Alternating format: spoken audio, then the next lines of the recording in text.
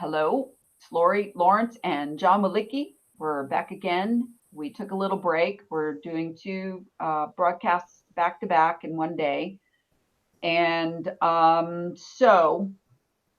where we just left off was talking about time travel and time as it works within the construct.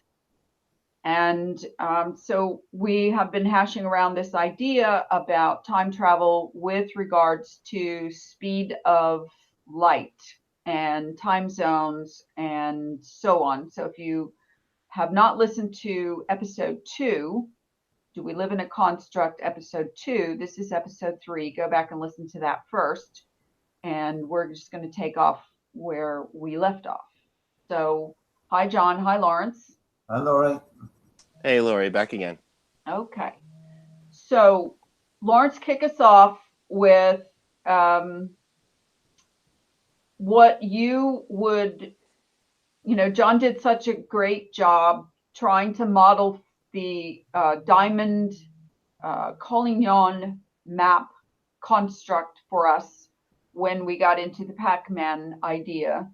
That may have actually been over a year ago, maybe a year and a half ago, that we were doing that. And so now I think you're going to ask John to do a simulation mock-up of time travel. I can't wait to see that.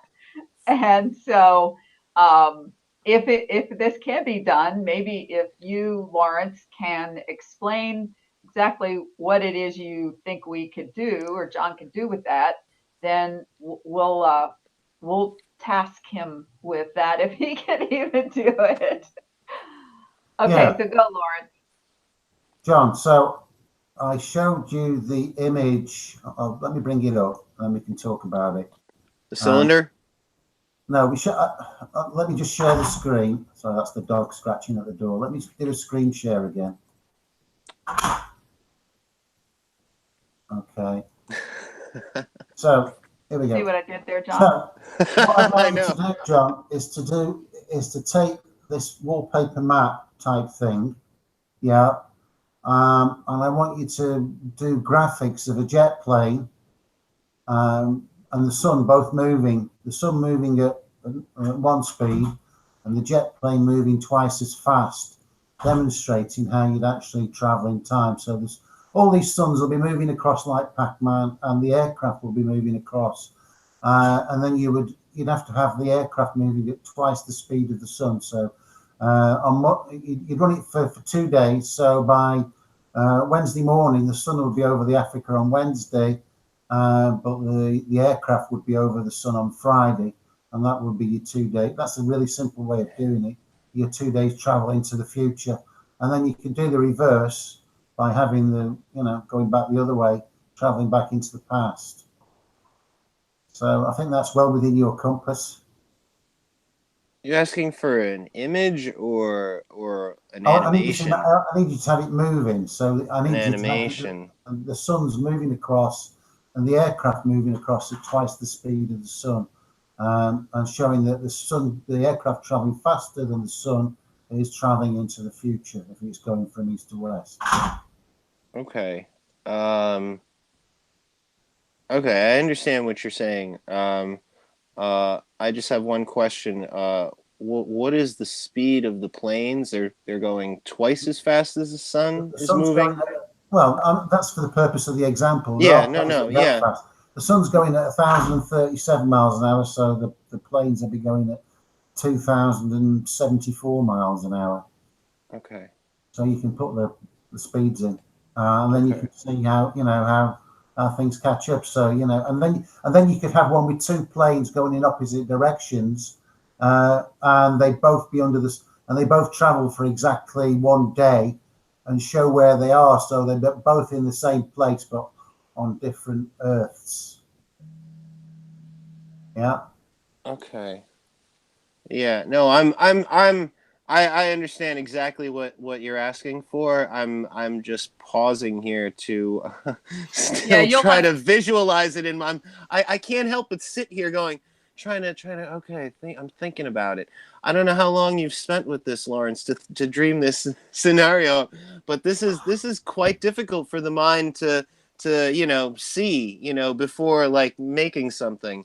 So Well, yeah, just of yeah. course it is, because John, from my thinking it through, um, it's hard and it's simple. You'd have to Right. have a little animated plane going twice the speed of the sun, okay? Because the rotation of the Earth, blah blah, and the movement of the sun from time zone to time zone, right? Oh wait, Lawrence wants me to show it on the entire strip, right? Yeah. So Yes. like, right. Okay, Okay, so he wants you. now I'm getting it. Okay. Okay, yeah, I'm getting it. Yeah. Okay, So he wants you to show the plane going the speed of the fastest plane, and which was that, Lawrence? 2,200 and something miles an hour. 2074. But they could fly, so they flew it exactly at the speed of twice the sun, so that it makes the graphics look a whole lot better. So you'd have the sun moving and you'd have the aircraft moving. So if you did it over 2 days, then the sun would travel to 2 Earths along, and the plane would travel 4 Earths along. So the sun would be on Wednesday, and the plane would be on Friday. Oh my God! I don't even need a computer to do this. This sounds like a board game. This is Yeah, this is, it actually it really? does. Well, not a board game, but well, I mean, Mario Brothers. something. Like you go 2 steps forward. This goes 3 steps. 4 steps backwards. Yeah, that's it. Yeah. Yeah. That's exactly right. It's as simple as that, John. Yeah. Okay, All right, we're on the same page. All then. right, or at least now, in the same time zone, maybe. All right, now so stop for a second, because the purpose of this is this. Okay, let's say, for example, the guy in the plane has radio contact with the ground, and he is getting ahead of the day that everybody else is in, right? Would he still have radio contact with the ground? But if he didn't land and he somehow were able to find out that Google stock was going to crash tonight at midnight, because tonight at midnight in real time, Google's stock suddenly crashed, then he would, let's see, he's ahead of time. No. So see, this is going the reverse way. You would have to go short the Google stock and make a bunch of money, or buy the stock right before it crashed and then come back and see, this is the part where you get really boggled down in the timeline. Is I'm sure somebody out there listening right now will go, oh, well, this is easy. You blah, blah, and then you blah, blah, right? But in the moment, it's pretty, you really have to concentrate on the time travel thing. But you're muted, John. So then you would have to, travel back west to east instead of east to west, and go back and buy the stock before it crashed and short it, or whatever. You know what I'm saying? Well, really, I mean, I'm trying to figure out, is there a way you can add email into this? Because if you can text yourself, Well, okay, so let's go back to what we talked about in the prior video. Okay, if we're all in now, and now is always happening, and really the way the internet works is like the nervous system. You would just have to tap into that section of the time. but Lawrence, Lawrence had another part of this situation, this scenario, where he said, you'd be off. Lawrence, hold on, John, for God's sake. You've shown us a whole new side of yourself, Lawrence. Yeah, really, Lawrence. Could you do us all a favor and mute your microphone when you're convoluting everything? Thank you. No, we Lawrence. weren't friends, I would jump through this computer right now, through this screen, 4-5 time zones away, and reach through your screen. And okay, are you settled now? Yeah.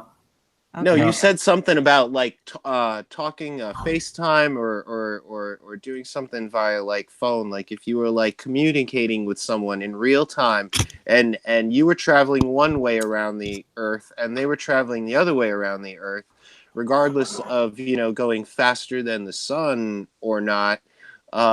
There would be some sort of cycling happening because it would it's at one point you'd be the furthest from each other, when you're trying to tap into the network, and then you'd be close to the network. Then you'd tap out of that. I mean, it doesn't matter. I mean, if you're going, Yes, there would be right. phasing. Yeah, the phasing. associated Thank with you. it. Thank Right. you.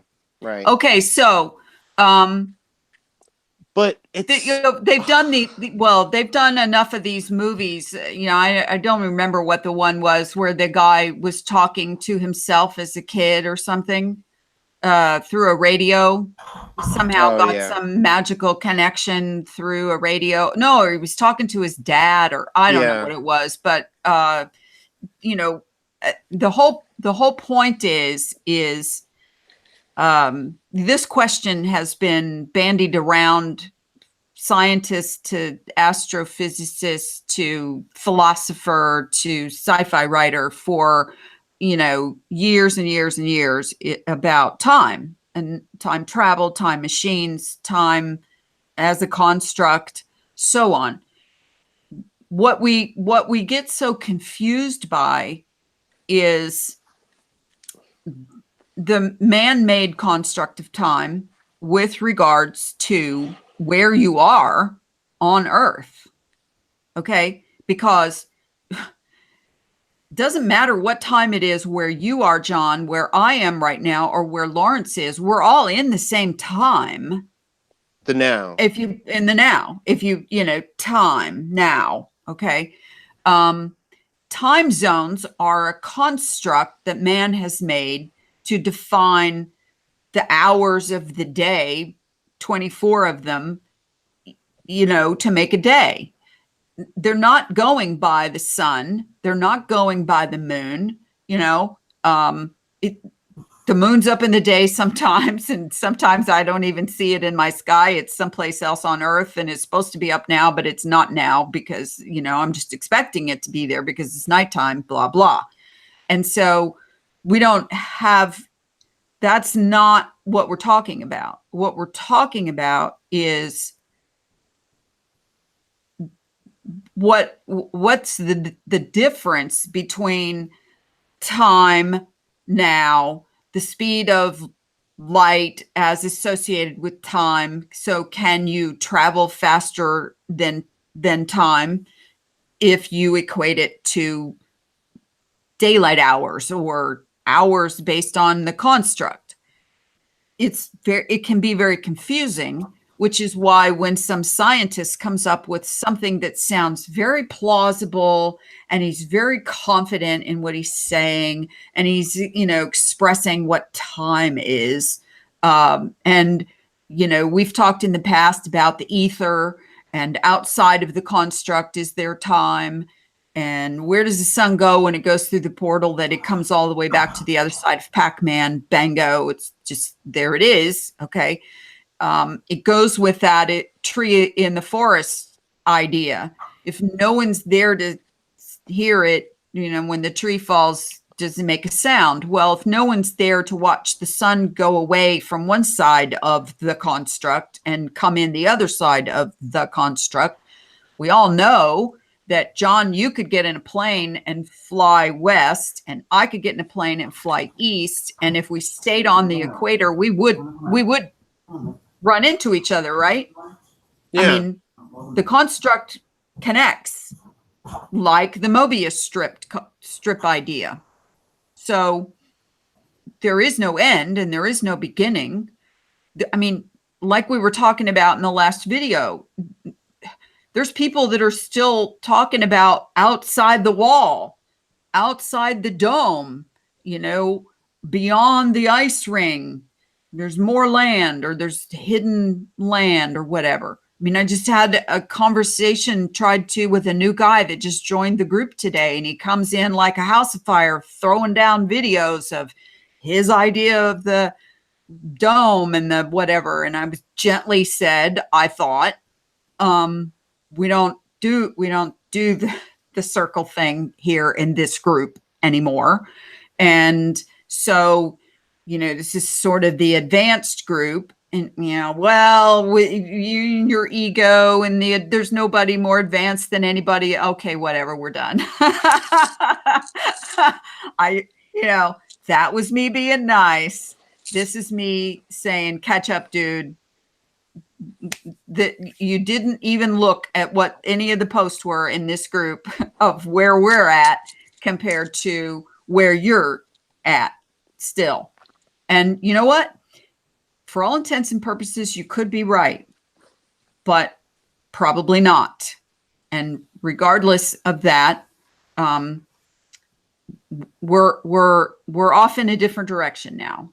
Flat Earth dogma, by virtue of circles and squares and rectangles and diamonds, is 5 minutes ago. It's over. So now what we're trying to wrap our heads around is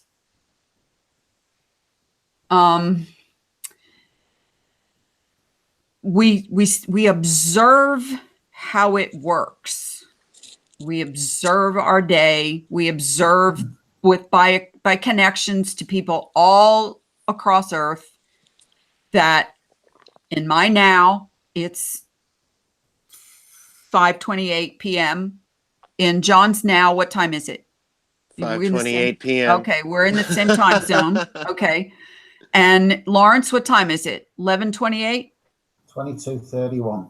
22:31. See, now there's a whole nother ball game. He's given us the military British version of the time in PMs. 10:31. Okay.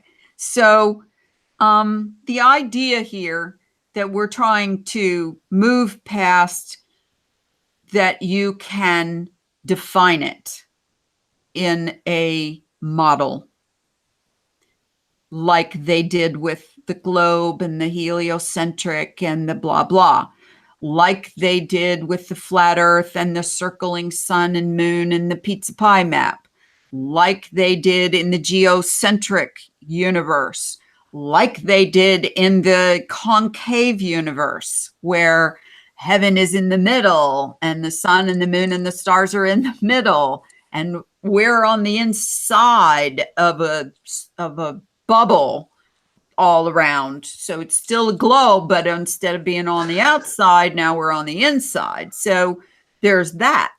And people have reverse engineered what they've observed into now a myriad of different models that all work except for maybe this thing, or maybe that thing that they can't quite explain, but don't go there too much, because then I'll just start flinging memes at you and then we're done. And so meme wars are over. Guessing is over. Reverse engineering is over. Now we're at the point where we're now throwing out another model. And this model is a construct. Only there are no boundaries. There's no definition. There's no, because it's created that way so that you will never be able to figure out how it was done and how it works. And when you throw in supernatural, which, by the way, there's a whole lot of people that don't even believe in supernatural. They won't even wrap their mind around super, which just means bigger than, above, uber, natural. Well, man's got all these natural laws. We define this, and we can just, we've got it all figured out. How and evolution and big bangs and all kinds of constructs of their own. And so this is not excuse making. I've actually had someone say, well, you can make up excuses and do your own reverse engineering and make it fit a construct. Well, that's what everyone else has done. They made the observations fit a globe, spinning globe. They made the observations fit concave. They made the observations fit. I mean, look at all the work free energy did for years with all of the animations and the, beautifully described, this fits this and this fits that. And of course, free energy's big thing too was making sure that it did not go against the book, the Bible. And because they didn't, they didn't want to lose people who said, well, that doesn't fit the Bible, so we're done. Okay. And that's a big task because there's people say, well, there's nothing conflicting in the Bible. Everything is answered. Well, there's all kinds of people that find conflicting things because you know why? Because of perception, because of understanding, because of translations from ancient words to modern day words and so on. The sheer number of people that just even wrote the whole thing. Well, I mean, and what about the ones? Times. What about all the books that were, what about all the ones that were left out because they didn't pass the test to be one of the 66 that was included in the Council of Nicaea to become the King James Version? And so, or, the Apocrypha, or there may be manuscripts out there we haven't even found yet. The Dead Sea Scrolls came in much, much later. And there, who knows what might be hidden out there in another cave that may come to light in 2023. Is that going to change the entire Bible? Are they going to have another council to agree to allow it into the 66 book Bible? And is it going to go in the Old Testament or the New Testament? It's going to be the New Testament, the new improved Testament with raisins. Well, listen, it's like this. Faith is faith, belief is belief, and science is science. And they're not the same. And they never will be. So you cannot compare the two or the three or the whatever. No. Faith is a personal situation, and I'm for one would never tell someone whatever they believe in a faith-based personal belief. I would never tell them they were wrong ever about anything. So that absolutely has nothing to do with the scientific method. Even though there are a lot of people who would say, oh, yes, it does, because the 66 books that were included in that one big book went through the scientific method of verification and so on and so on. Okay, well, you've got people who would roll their eyes at that statement, and you would have people go, yes, sister, you're right on. So, okay, that's why we don't go there very often. And so my point is, would the past matter if none of us had memories of yesterday? What if every day we woke up, yesterday was overwritten in our programming? They compare animals out there, porpoises, whales, pigs, chickens, crows, on how good their memory is. That's one of the criteria for how smart they are. For example, Pavlov's dog story. If the dog didn't remember what happened 5 minutes ago when they did this, or the chicken plucked that hit that button, or the monkey pulled that chain and got a banana. If you couldn't remember 5 minutes ago, how different would the world be, actually? I mean, that's a Memento. Memento, the movie Memento. It's a pretty big philosophical problem. And then compare Memento to Groundhog Day, the movie. After the same day started happening over and over again, he started learning, well, this is going to happen in a minute, so I'm going to not do that. And then, I'm going to alter the future, alter the programming here of the loop, the feedback loop that's happening. And so, but you forget one thing about Groundhog Day. What got him into Groundhog Day? The storm. And what got him out of Groundhog Day? The storm passed. I mean, well, he did his own thing, but the storm, the vortex.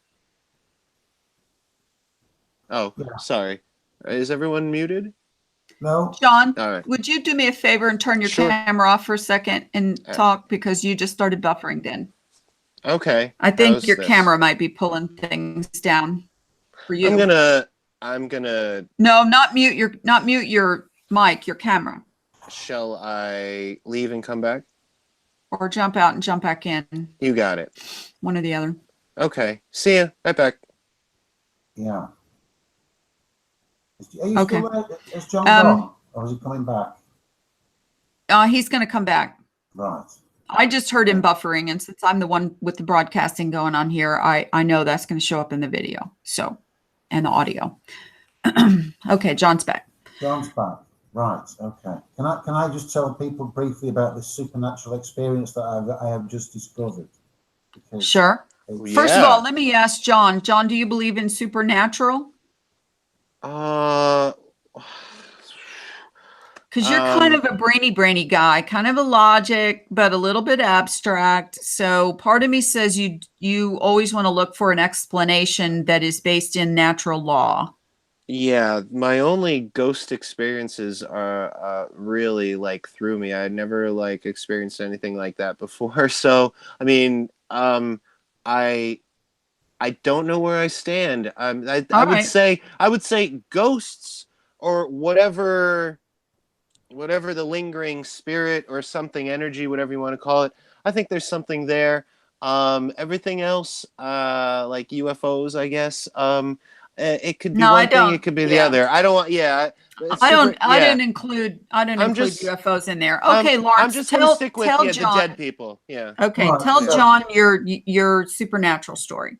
Okay. Well, on the last hangout, I was talking about Snow White and the Hi Ho song, saying that it now said hi ho. It's home from work we go. It's home from work we go. Okay, and then I got a comment. I'll show you the comment. No, it's okay. You don't. All right. So anyway, I've got somebody comes on the comment saying, "Sorry, Lawrence, you're wrong," and she showed me a clip, and it said once. It was just once. It said off to work. Okay. And the rest of it was home from work. It was just once, so it wasn't something that was repeated. They just said it once. Anyway, so I said to her, I'll tell you what I'm going to do. I'm going to buy an old copy of the movie. So I bought this box set of Snow White off eBay. 2001 it dates back to, but it was brand new. It's just a private sale off eBay, and it was still in its sealed box.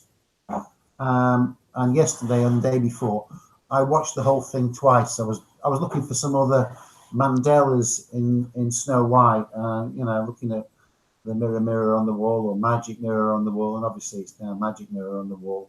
But I was specifically looking for the hi ho so I could reply to the comment to say what it said on the actual video. And I watched through the whole bloody thing twice, which was like best part of 3 hours. And there was no off to work we go. Now, I was talking to you about it while we had the little break between, because we were having the buffering. And during the break, I thought I'll find the exact points where the hi-ho song, it was in 2 parts, where the hi-ho song is sung to show that there is no off to work. Anyway, when I watched it a couple of days ago, the bit where they're down the mine and it's bing, bing, bing, bing, hi ho, hi ho, you know, and then it's hi ho, it's home from work we go. And they sang that countless times as they were, you know, shutting up shop and marching through the forest on the way back home. And then there's another clip later on in there, and they were still walking home. You could see them walking home, and they were singing, hi ho, it's home to work we go. Well, they weren't going to work, they were going from work. So I thought that was pretty odd, but I watched the whole thing and there was no off to work. None at all on this box, on the DVD. So I played it, you know, a few minutes ago, and lo and behold, the scene where Snow White is kissing the dwarfs on the forehead as she pats them on their back and they go off to work later on in the movie.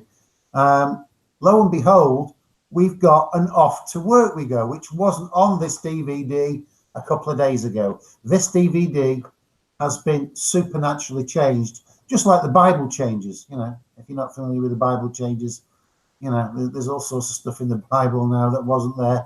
You know, I've got one that's 120 years old, and it's got all sorts of stuff. It's got Obama and Trump and, you know, the big, Bill Cosby and highways and stuff and God knows what else. So this DVD has been supernaturally changed. They can do it because it's they can change anything.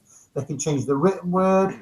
They can change DVDs. They've probably changed the VHSs if anybody's still got any of those. They'll have been changed because they can do it, because everything is code. And okay, that's just freaked me out. Right there. You said they changed it. Oh, sorry, they let me can finish. change it. Right, Now, let me finish. Okay, because you're Here's the buffering. book. You're buffering now. Here's the book. I don't know whether can you read that page? Not unless you hold it still. Okay, hold it still. Okay, hi ho. Yeah. This is the scenes from Snow White, and then this is the next page. It's home from work we go.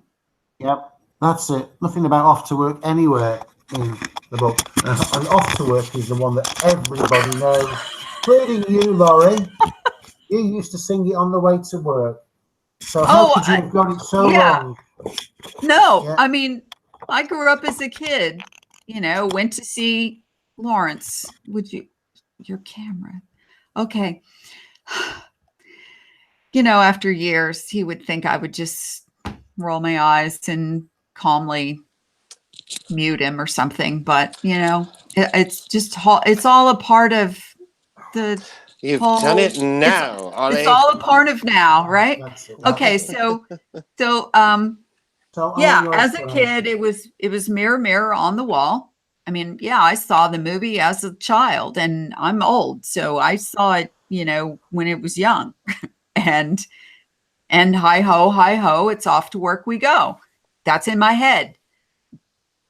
You know, they even changed other things from my childhood that I can swear, based on that memory that we all believe we have, everything from what was the even kids with chicken pox love hot dogs, Armor hot dogs, the hot dogs kids.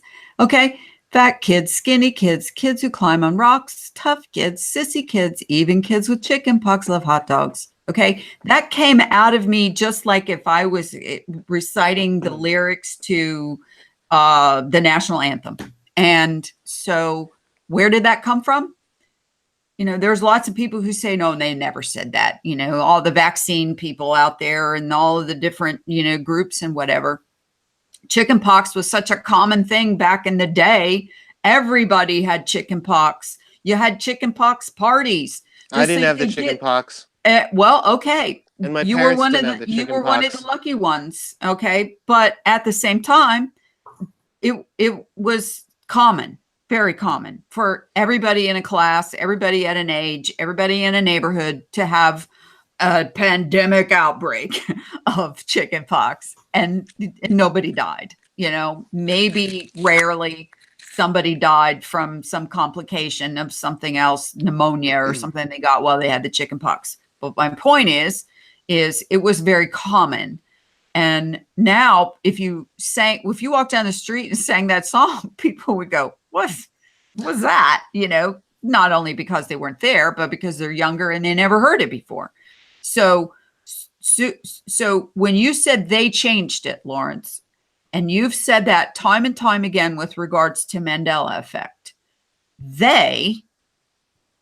it can only be one of two sources. Okay.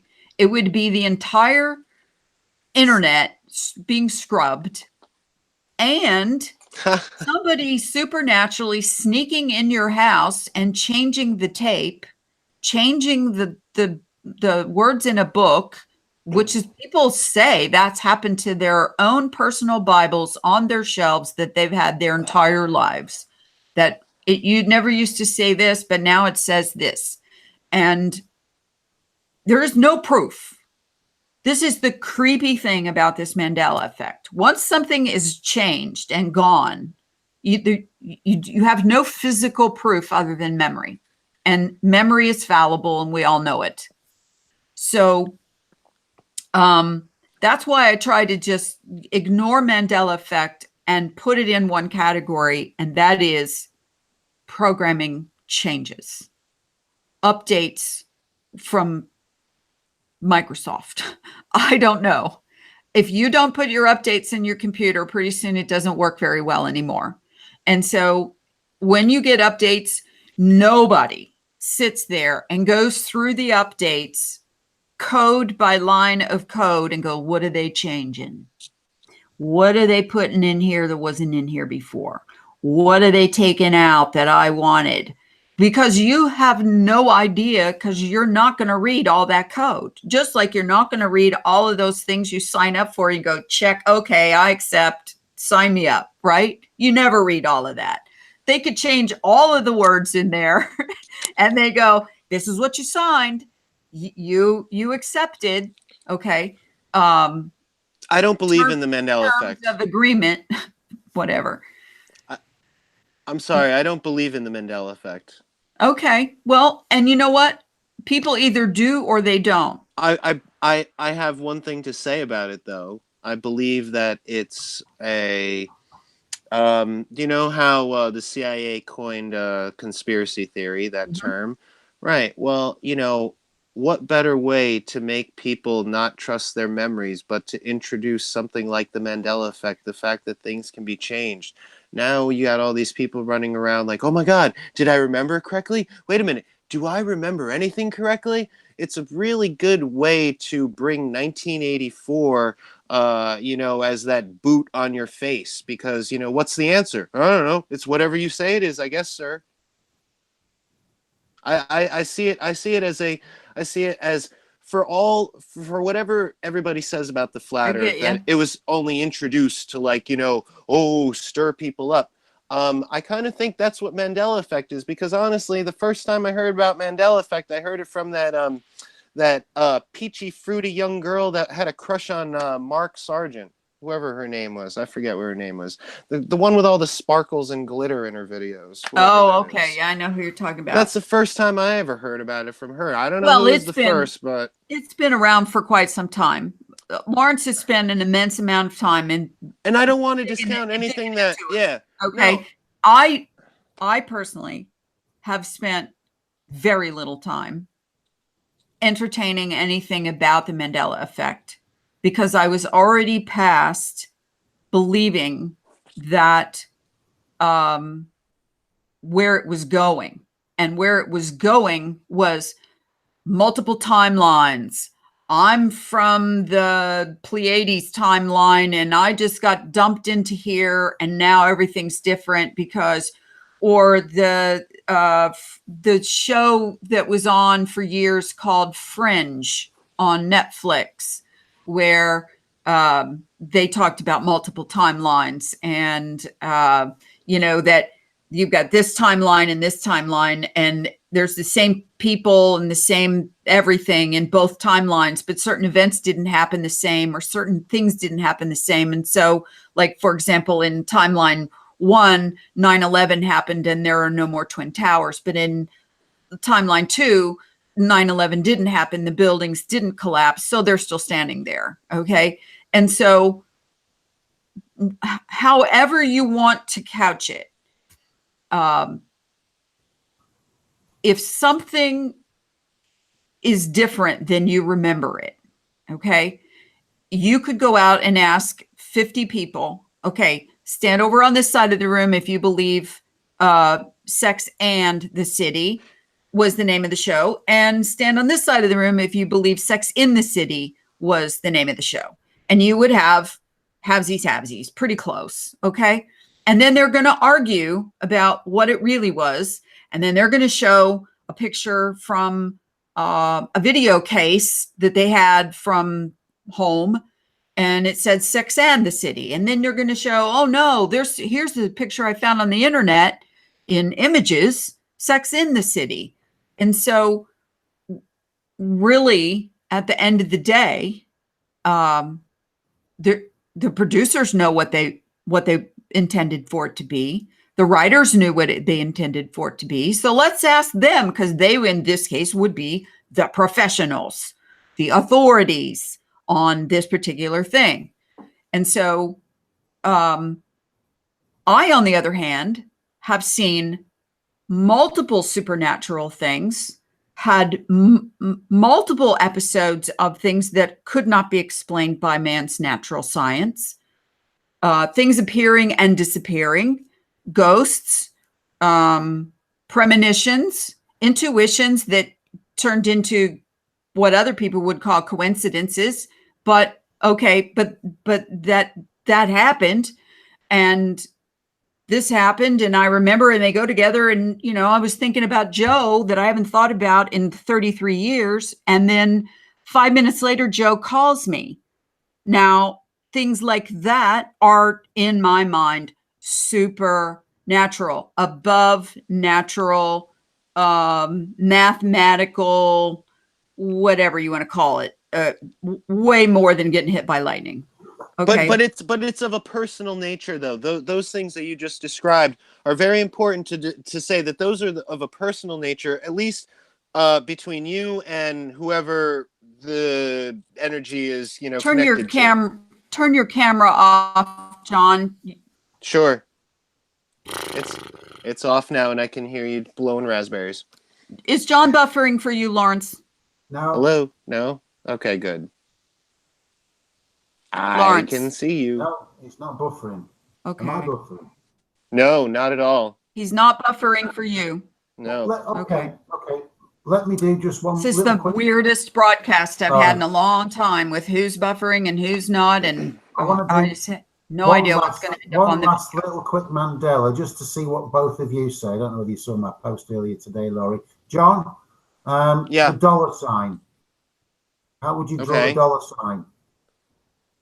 It's an S with 2 lines down through it. 2 lines down. Yeah, and Laurie. Yeah, well, that's the original. That's the original. Laurie, how would you draw it? I mean, there's. Yeah. How do you remember it when you were a kid? They're both acceptable. 1 line or 2 lines. Oh, wait. No. There's also the S that has a line that's segmented that just goes from the top to the top of the S. In between the. Okay. And nothing that's in between. All, yeah.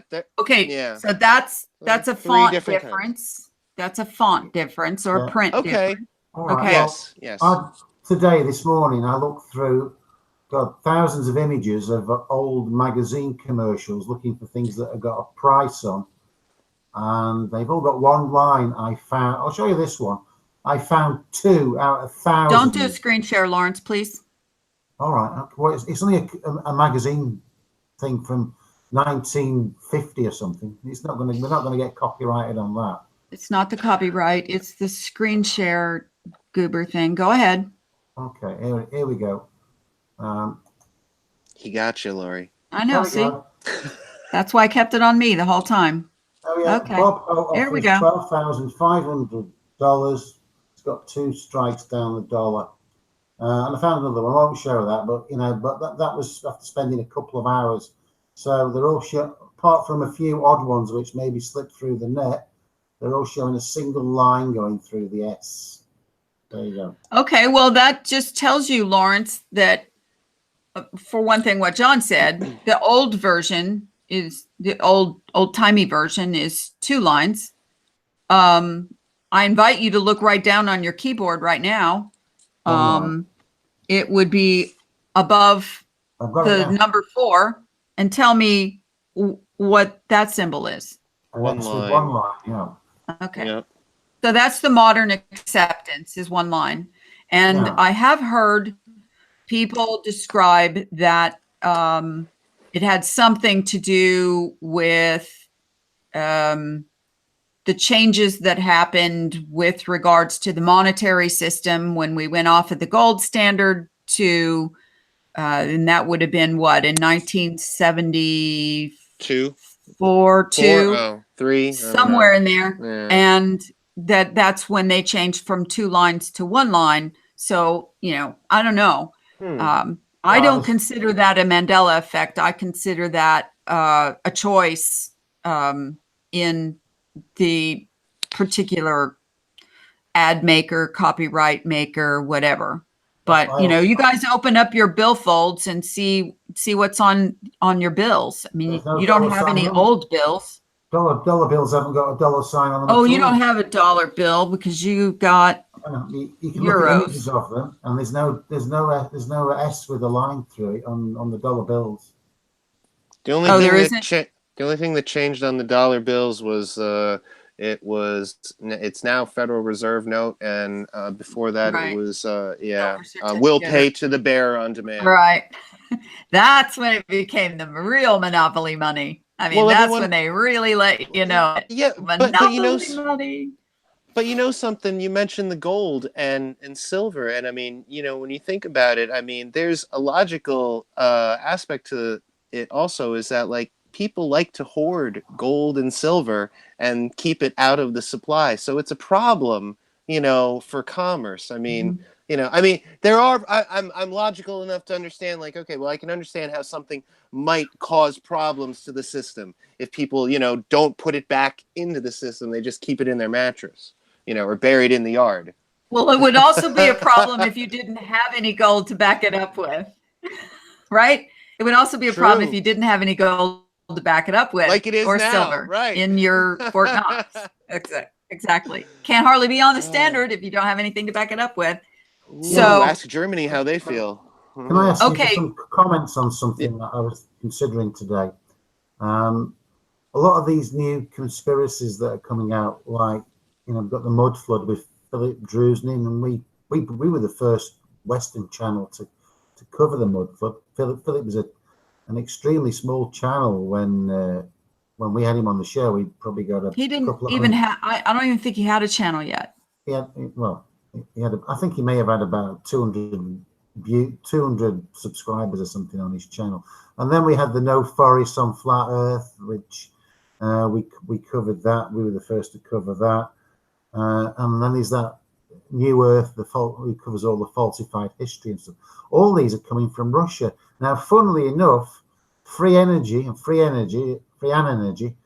put out a couple of YouTubes today, and he's got a new website called SquareEarthCosmology.com. You can see the link to his channel on his latest videos. But he's from Russia as well. And what I want is your comments as why this information all seems to be being sourced from Russia, as a source. Uh-oh. Uh-oh. The Russians did it. Uh-oh. Ask Rachel Maddow. Ask MSNBC. Lean forward and hit your head. Okay, well, Free Energy. His name is Roman Chernik, CHERNYKC. He's even got a Facebook page, cool. And you can send him a message. You can just go on, put your email name, subject. He was incognito for quite some time, anonymous, incognito, whatever. But I think after he wrote his book, he came out. He's Russian. I remember he favorited some David Duke videos on his free energy channel. Really? That's interesting. Of course, David Yeah. Duke is a new guy compared to David Duke of old, but you know. Well, fair enough. Yeah. The whole Russian connection is interesting in that some of the controversial breaking new ideas came from them, but I kind of think Philip explained that. Philip Druzhinin explained that fairly well the first time he hung out with us, and it's basically because it's kind of like an old culture, far older than, you know, Americanized culture. And they have old mythologies, stories that their people came from the north. Well, you know, it's pretty hard to get north of North Russia, but I guess, you know. Yeah, I know, but do you know what? I mean, so we didn't hear anything from Russia Do you until think a couple that of years ago. And do then they you all think come that out at it's once. a disinfo campaign, Lawrence? I mean, I've just no say it. idea. If you're wrong, you're wrong. If you're right, you're right. No I big think, deal. well, maybe partially, but it's like the system is feeding us with more and more conspiracies, so many more rabbit holes to go down, which don't ultimately lead anywhere, but it soaks up a lot of people's time. Well, You know, that is one of the main reasons, Lawrence, why I didn't spend hardly any time on Mandela effect, because that is an endless rabbit hole. Can I just say John, something about? John is giving double thumbs up. Look, on every time Lori's laughing, I'm making faces. I wish you could see, like, the people could see, like, the whole They screen on can't. the bottom. No, I'm they can't like, see that. Right. They can't see that. Okay. I'm quiet though. I only have the screen of the person who's speaking showing on these videos, because especially when you're on, John, because your animations, I mean, just your hair alone, it is. But I'm quiet. But I'm Yeah, quiet when I animate. You are. Okay. So to get, I feel like I have to keep circling back around to get back to how any of these topics we talk about relate to is this a simulation? Is this a construct? Is this a realm? Do we live in the matrix? However you want to pose the question.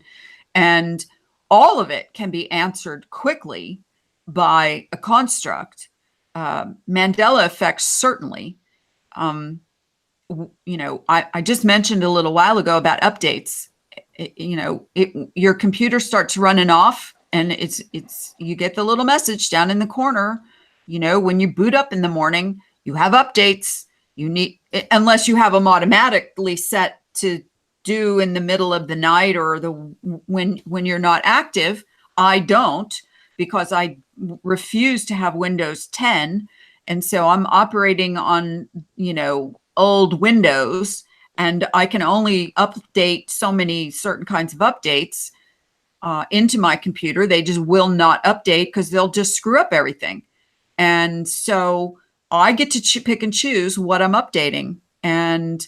But, you know, in normal people's world, their phones, their pads, their Androids, whether it's Microsoft, whatever it is, there's constantly updates to everything, because other things conflict. You know, people write this code and they write that code. Try to run a website and add plugins, and you'll see what happens.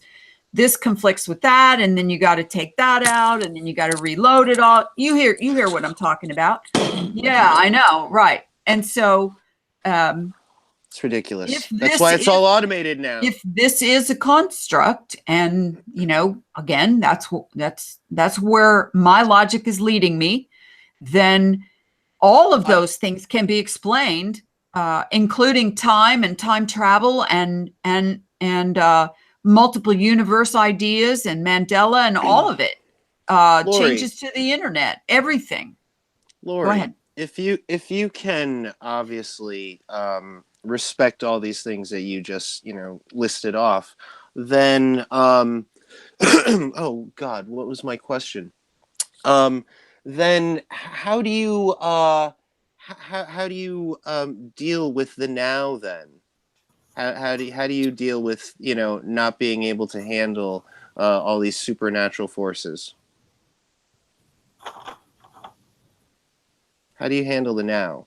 I mean, what do you oh God, what do you give? You're What do buffering. you trust? You're buffering to me, John. So turn your camera off for a second. Oh Okay. boy. What? Okay. With all these things that you listed, you know, all these things. What do I trust? I got what that can out you of it. You really buffered trust pretty in the much through that Matrix? whole thing for me. Don't Okay. know why. Okay. I trust only a couple of things. Okay. I trust people who have earned my trust. And that takes a long time because I've gone right up to the edge many, many times and thrown my trust at people, and then they've lured me in and they're fallible. Everyone's fallible. And then they, you know, betrayed my trust. And so that I trust people that have earned my trust, and I trust my own observations about what I see, hear, feel, touch, smell, so on. I used to trust my intuition more than I do now, but I'm kind of getting back to trusting it because I'm looking at it from a different angle now than I did then. And so I feel like Has your intuition learned something along the yes, way? actually, yes, Yeah. my intuition. It's I know how like you feel. anything. It's like anything else you exercise or don't exercise. If you exercise it, then and you listen, you know, and you go by the idea that my actual gut is tweaking endorphins and adrenalines and, you know, all the whole whatever that system's called, it the word escapes me at the moment, endocrine system. I have to stop always, you know, or back in the day I used to always stop and go, okay, what am I feeling? What am I thinking about? All this cognitive therapy stuff? What does what I'm feeling make me think? What is what I'm thinking make me feel? And by the time you go through all of that, you forgot what it was to begin with. Okay.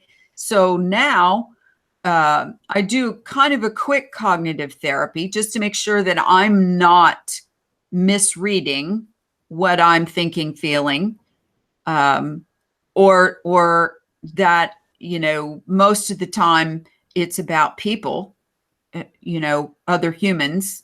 I get readings from people. It's not like an aura thing or any of that, but it is energy. I get either a drawing energy or a repulsing energy.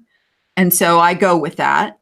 And that's where the trust part comes in. I make them earn trust because the first energy I got wasn't real positive. But, you know, here's how I look at how I fit in this construct.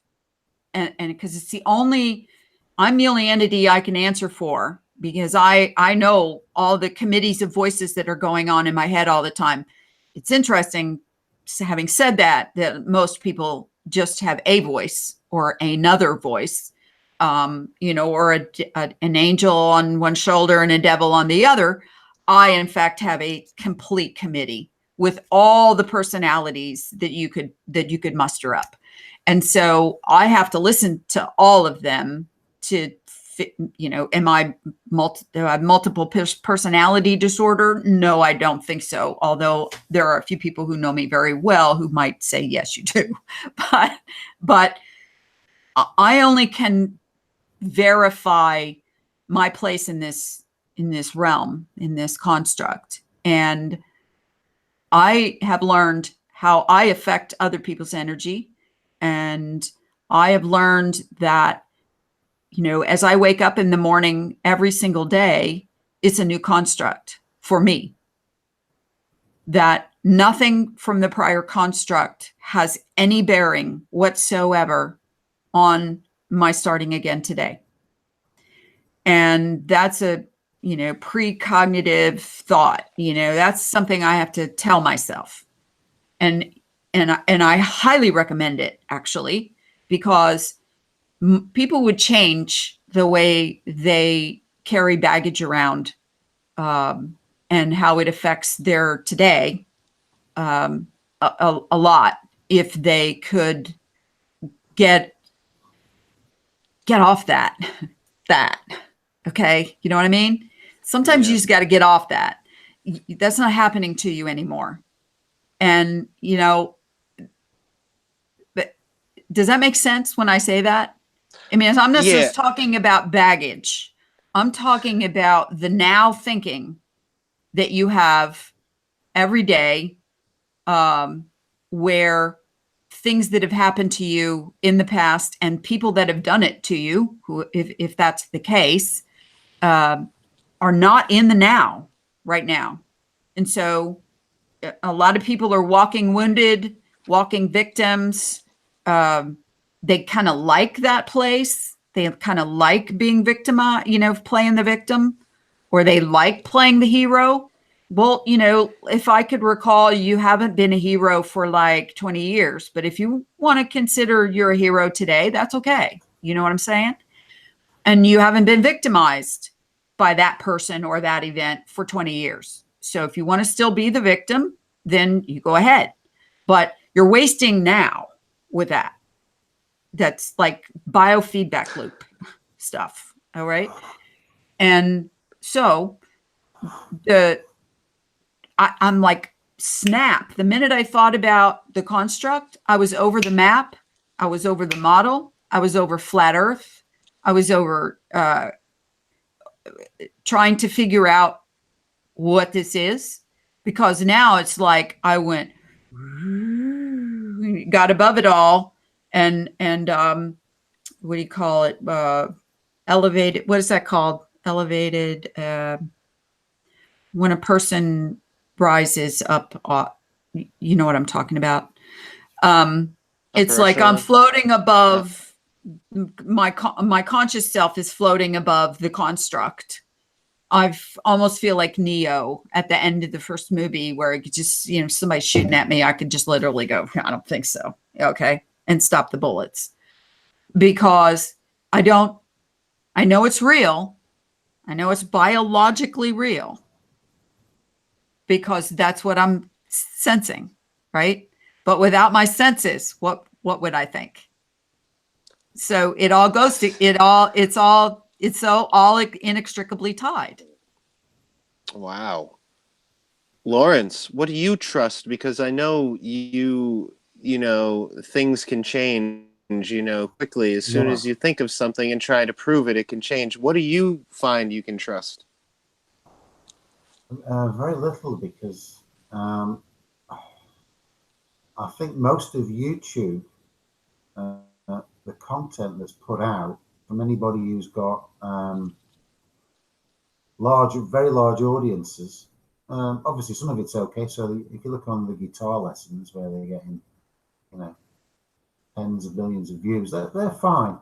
But in the truth community, most of it for me is disinfo. It's the same people that run the world. They've got control over most of the truth channels.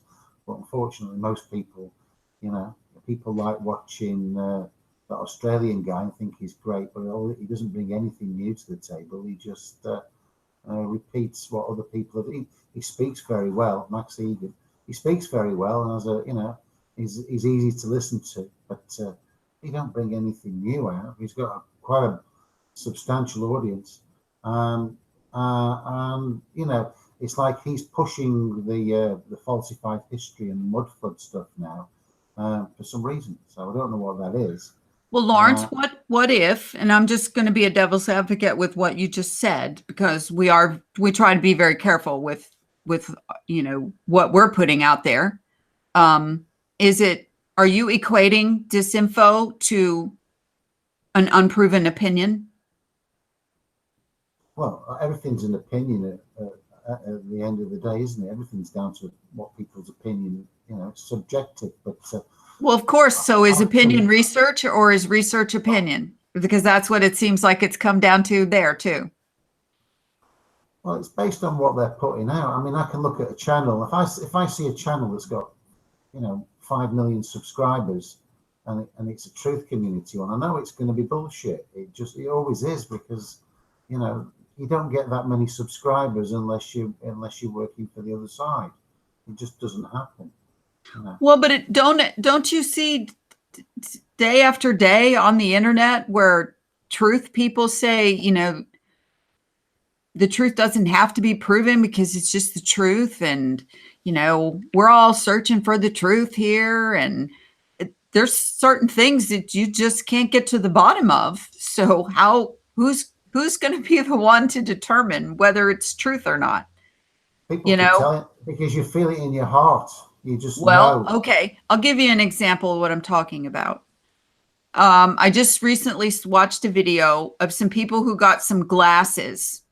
I wish I could remember the name of them because it was pretty phenomenal. That these special glasses allowed them to see colors for the first time. They had color blindness, basically. All of everything they've seen their entire lives are shades of gray and muted tones of color. And they put these glasses on, and you know what was the most unbelievable thing was across the board, every one of them cried when they first saw color. They were so emotional when they saw color that they could not help themselves. I mean, they would go, I mean, like the crying, not just, tears. I'm talking about overcome. Yeah. But up until then, they had been told all their life, this tone of gray is red, and this tone of gray is blue. And that's how they learned their colors, because someone by repetition told them, this is what white looks like, this is what black looks like, and this is what yellow and when they put the glasses on, no one said anything about colors, but they made sure when they gave them the glasses and they put them on, that they were in a place that was full of color, so that they would immediately like a garden. So they would immediately all flowers realize the colors. Okay. And one lady walked up, she goes, oh my God, that's red. That's what red looks like. All right.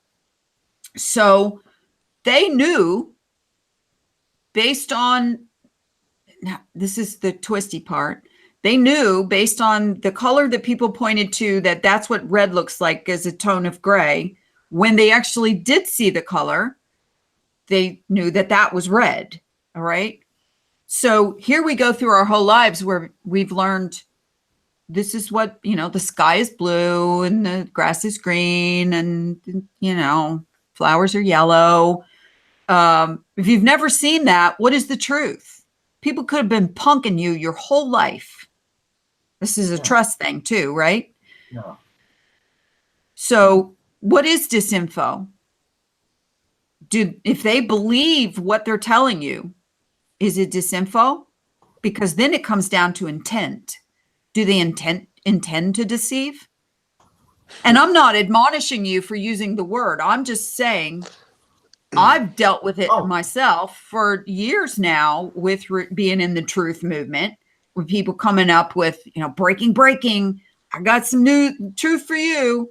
And they throw something out there, and then you go, okay, that all sounds good. Where's your links, proof, evidence, something?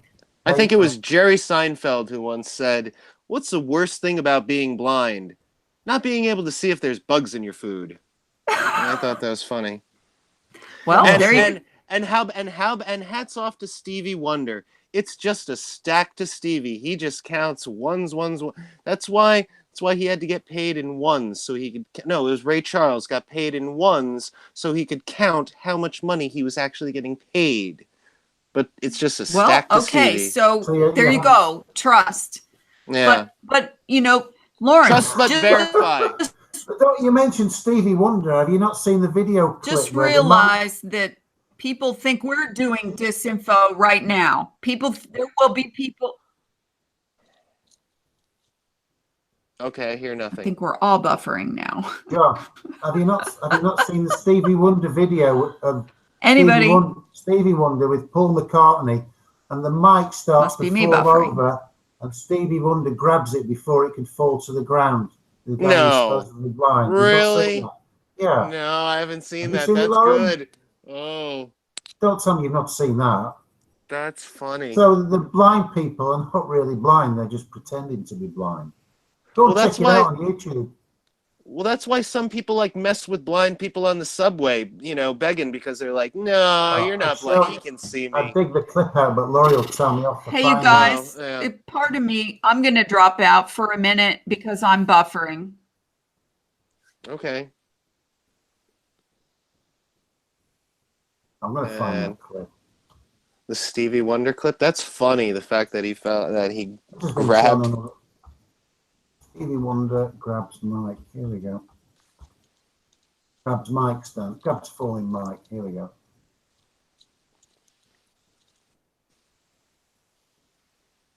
Here we are. Let me just play this here and I'll watch it.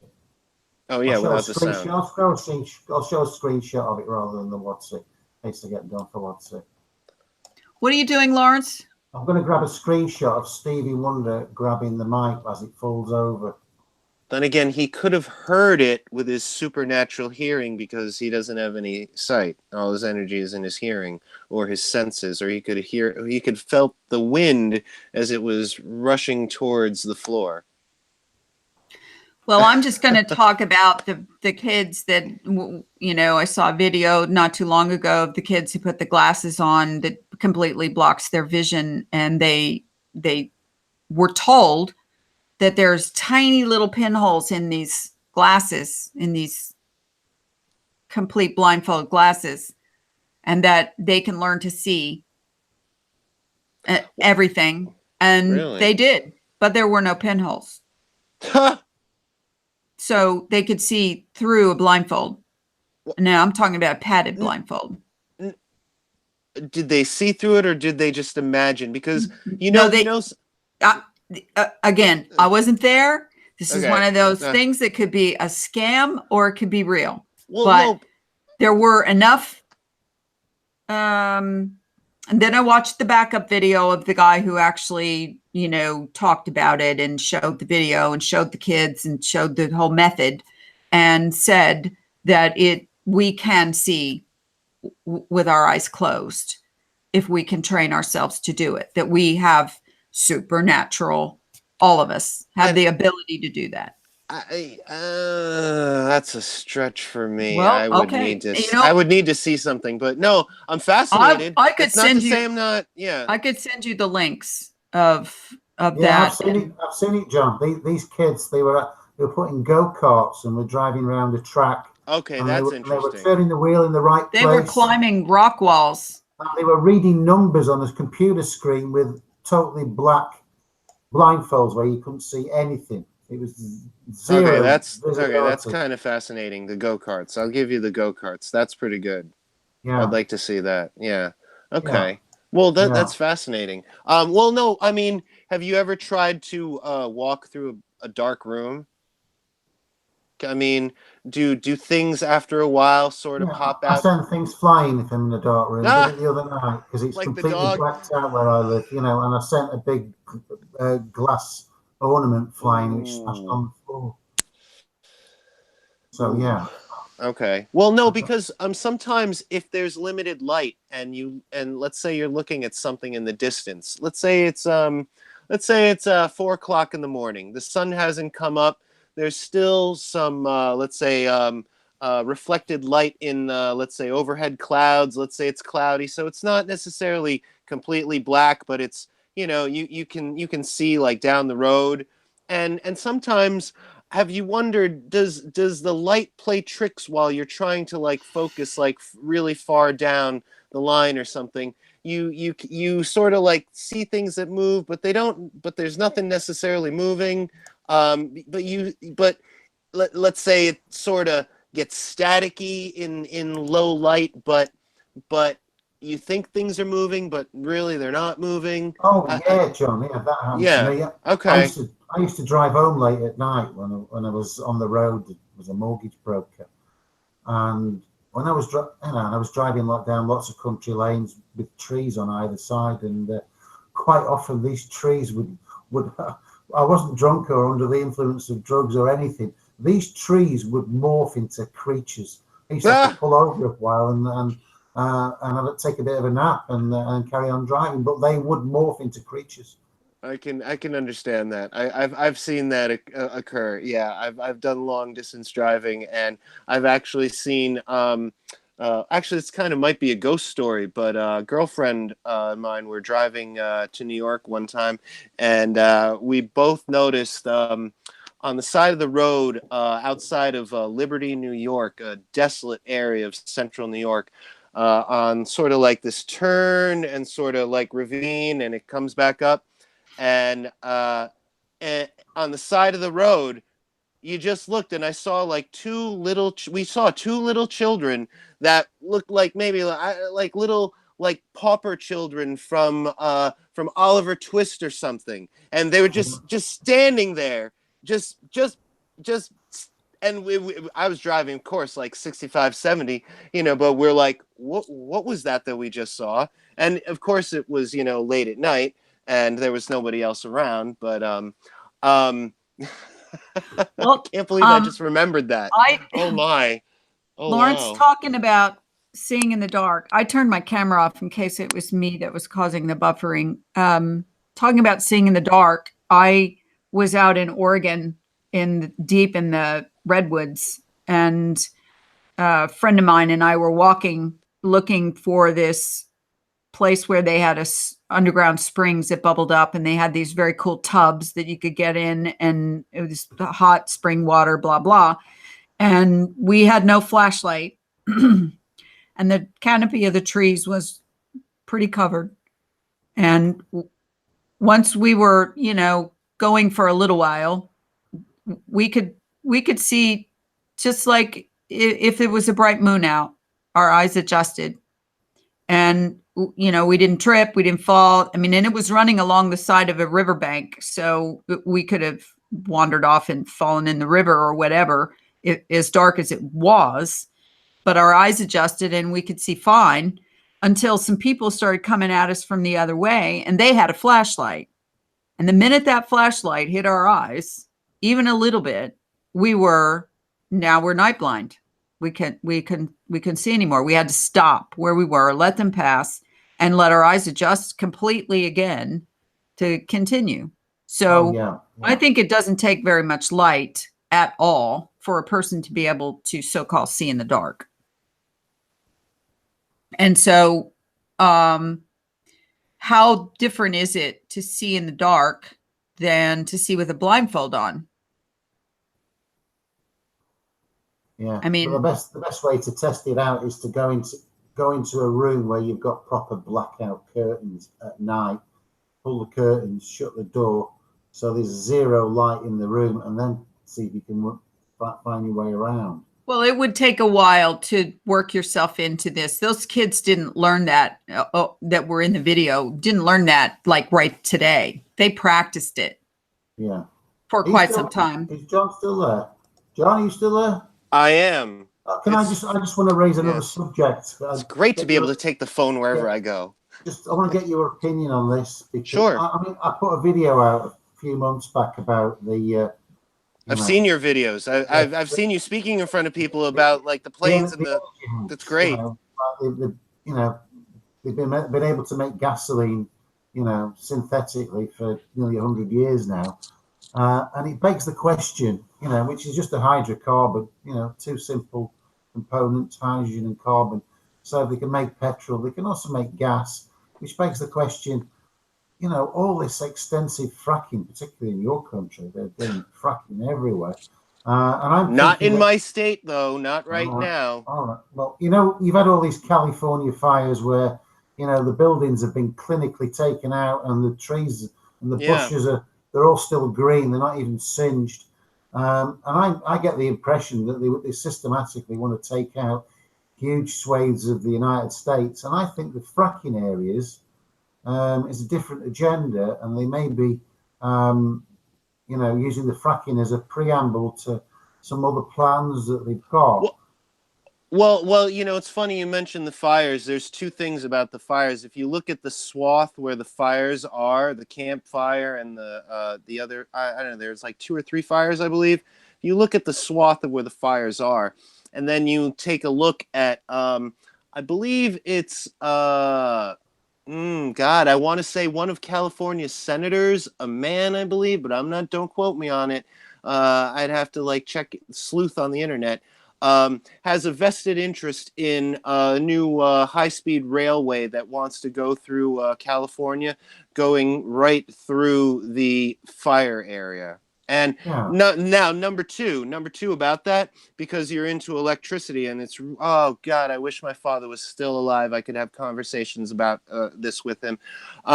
There's also what people say is not directed energy weapons, these fires getting started, but the fact that people have smart meters on their homes. They have digital smart meters that actually do several different things. They actually read 4 different things. They can read if there's a fire or heat or something. They have several different sensors, but one of the things that they do is they are very terrible at handling dirty electricity. And you have a buildup of dirty electricity, and then all of a sudden you have an explosion, and then your house burns down.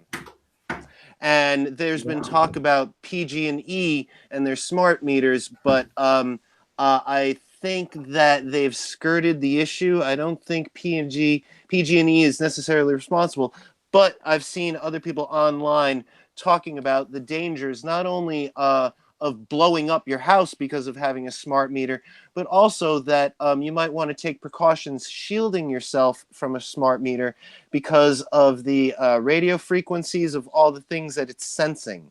And so there's a lot of questions. There's a lot of maybe evidence, but who knows? Right now, it sort of takes a little time. Yeah. I know, but I say with all this fracking that they've got going on, John. Yeah. When they do fracking, they're fracturing all the rocks to release gas, aren't they? Yeah. So all those cracks are still going to be there. Have you seen those videos recently that have been put out about sand? When you pump gas through it, what happens to the sand? It turns from a solid to a liquid. Yeah. And things sink into it. So I'm thinking that Liquefaction. It turns, you know, you can put. It's called liquefaction. It happens sometimes when you have earthquakes in certain areas where you have a sandy soil, and even sometimes, rocks can break up and just sort of crumble into littler particles. Liquefaction. Yeah, but you can do this with sound waves. Right, correct. And sound waves really love to hurt rocks, don't they? Yeah. So, but why are they fracking if they can make the gas anyway? They could probably make it extremely cheaply just by, you know, having some manufacturing. I think it might just be like adding more cost onto, you know, because fracking is horrible. I mean, the stuff that you get out of the ground costs, you know, what, 2 or 3 times as more, you know, as it, you know, costs to, like, you know, extract it. And it's what, hydraulic fracturing. So you have to like run something down, and then you have to run it this way, you know, horizontally. So yeah, there's going to be a lot of seams and cracks and fissures that they're going to I don't want to say explode, but in a way excavate. And yeah, I mean, Lori, you must know about this. There's limestone in Florida. I mean, there's limestone that can fall apart really quickly and cause, you know, if you have a cat, you have a dome, and then it sinks and right.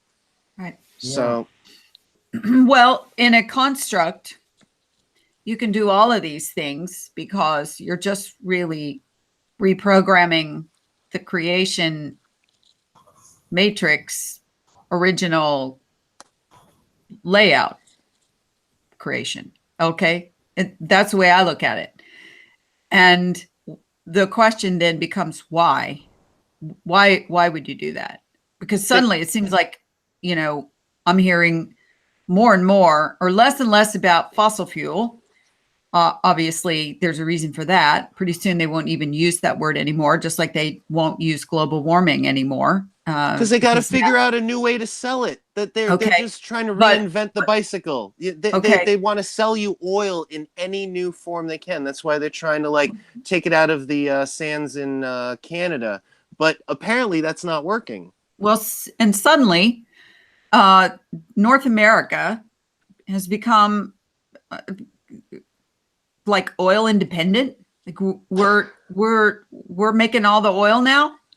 I mean, for years and years, don't get me wrong. I have a pretty good memory. I lived through the oil and gas crisis in the 70s, people waiting in line in their cars, to try to get some fuel. And before that, they had rationing. And so now suddenly we have an abundance of fuel, of oil and oil products and gas products. So, it's like they're shifting. It's like they're shifting power all the time, and really what it is it's just some mind game, country from country at each other. All this stuff with the EU and the Brexit and the 1 minute Russia's the bad guy and we're going to have a nuclear war. And the next minute, oh no, it's North Korea. They're the bad guy. I'm going to have it. And then, pretty soon, well, nobody's talking about that anymore. So guess that threat's over. Well, was it ever a threat to begin with? Okay. And so I'm pretty over the whole threat thing. I mean, there is no such thing really as geopolitics. It's really just a big chess game and always has been. And so, when I look at the submatrix idea within the construct idea, you've got all these different submatrices going on and everybody thinks they're controlling this and controlling that, and the matrices are playing against each other. It's almost as if AI is already running everything anyway. It's like AI is playing war games against other AI or something. And so I'm trying really hard not to buy into too much of the rhetoric and more into the observation of who's actually doing stuff. And you were just talking about there's already a big division in the truth movement as to whether or not there were dues used or not. Directed energy weapons. That's the same thing that, Judy Woods talked about that brought down, dustified the Twin Towers. And then there's other people that are like, oh, really? You actually believe that our own government would shoot direct energy weapons at its own citizens? Why not? Hello? I mean, governments have killed their people for forever. And how about the Tuskegee experiment? If you just wait long enough, some documents, somebody's going to make a FOIA request that's going to declassify some documents that didn't quite get all the way redacted. And you're going to find out that, oh, guess what happened in St. Louis in the 1950s? And guess what happened, Operation Northwoods. I mean, you can call them out one after the next of things that years ago were just made up bullshit stories, conspiracy theories that you go, see now is who's the conspiracy theorist now? And so the dead guys. Yeah. The guys who shot themselves in the back of the head with a nail gun twice. And so, I don't get caught up in those arguments and those discussions anymore. I watch. I mean, already, I'll give you another example of current right now. Okay. What's going on in France, the yellow vest thing. Now you've It's already got the spreading. people who are like, I'm with the yellow vest people, and hey, it's the beginning. Everybody rise up against all their governments. Everybody get the yellow vest. And then you've got the other faction that goes, oh, it's all planned. It's all part of the, chaos, order out of chaos, order ab or whatever all that is. And so that, they already don't believe that this could have possibly been a grassroots rise up of people, and that it's too organized and there's too many of them. And look what happened to Occupy Wall Street. It got hijacked by George Soros and et al. And you go, okay, well, you know what? The minute you put that out there, then you already are going to lose a whole bunch of people who may have gotten, the rise out of it. Okay. They may have already bought their yellow vest and they're just waiting for it to come to America. And then on the other hand, if it is orchestrated, like Arab Spring or every other one that you say was orchestrated, after the fact, they look orchestrated because they were hijacked. It doesn't take nanoseconds for them to see a grassroots movement in the matrix, little movement in the matrix, before the algorithm people say, okay, log in, click in, start filtering every bit of information that comes from this. And now let's send in our team who's gonna, they used to call them the black shirts or the brown shirts or whatever, to create the violence, to create the chaos. And then we can hammer down on everybody and martial law and on and on. Okay. So is anything organic anymore? How would you even know unless you were there when 2 or 3 dozen people got together and started it? Somebody asked me, are you going to go down to see Occupy Wall Street? And I'm like, I'll go down on the last day of Occupy Wall Street, which doesn't make sense. I never went down there. It was too chaotic. My goodness. Well, but it wasn't. I was a local organizer of Occupy Wall Street in my own town. Okay. Me and one other guy decided we're going to, as soon as we heard about it, when like the first few dozen people showed up in New York, and we said, oh, let's take advantage of this. Now, this is in my more naive days. Let's take advantage of this and let's start, let's start a local one, and we're all meet in front of the bank. Why you want to meet in front of the bank? Because that's what Occupy Wall Street is about. It's about the banksters. No, it isn't. It's about the government. No, it's not. The banksters own the government. They're in the right place. Why aren't they in Washington, D.C.? Why aren't they marching there? Why are they on Wall Street? Because that's where the banksters are. That's the point.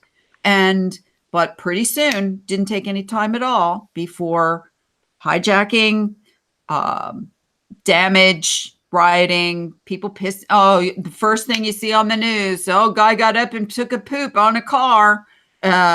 People broke a window at a business and blah, blah, blah. But technically in San Francisco and New York, that's actually normal to take a poop on a car. So the point is that grassroots immediately gets hijacked and turns into AstroTurf every single time. And so the only way that wouldn't happen is if whatever was the thing that spurred on the movement happened like what happened in France. It was nonpartisan. It wasn't a right against left, black against white. Everybody was just pissed off about, it wasn't the gas tax, and we all know that now, but that's what was reported. And people reached a saturation point, and a few people got together, and then you started seeing the really interesting ones who guys show up with in a pickup truck with a bunch of concrete blocks on the back and some cement, and started blocking up the entrance to a government building with blocks in front of the gates. It was hilarious. I don't know if you saw that. And No, then but some farmers show up and they started dumping manure and, excrement all over the ground and all over the building. They start spraying the buildings and spraying it on the, shit. once you get the farmers against you in the nation of France, it's over. Nobody has survived a revolt of the farmers. Never. That goes back to King Louis. That's Yep. it. Yeah, they just all turn up with pitchforks, don't they? Yeah, and say, that's when it. the pitchforks come out. It's a That's why that Frankenstein myth is march. still there. Yeah. They block the highway with the tractors in France, don't they? Yeah. It's amazing that they Well, do that. Well, aren't the yellow vests spreading? They've spread to Belgium. They've spread to Israel now, which is a big thing. Israel. Oh, they're everywhere. I mean, I just saw posts from Canada. People say it's about Trudeau. It ain't about Trudeau. It's way bigger than the leaders. It's way bigger than the leaders. They know what the New World Order objective is, and they know what the whole Agenda 21, Agenda 23. Yeah, they know. They're not stupid. This has been going on too long. And so they also know that eventually if they don't do something, they're all going to wind up in freaking Hunger Games anyway. And so, that if there was ever predictive programming, that was it, Hunger Games. And every time somebody starts talking about stuff like that and it starts getting all heated up and stuff when I'm on Facebook, I just end it all with shout out from FEMA Zone 4. That's where we're going. Yes. If you guys want to keep ignoring all of this, shout out from FEMA Zone 4. The French do it so magnificently, so artistically. How about the silver painted Mariannes with their red shirts? Oh my goodness. What a brilliant artistic display. Silently protesting. One of the number one photos that I've posted on Facebook in the last week that's had the most responses was from 2016. And I actually told people, don't get all balled up. It's a 2016 photo. It's not from today. But it was a French guy with his racket,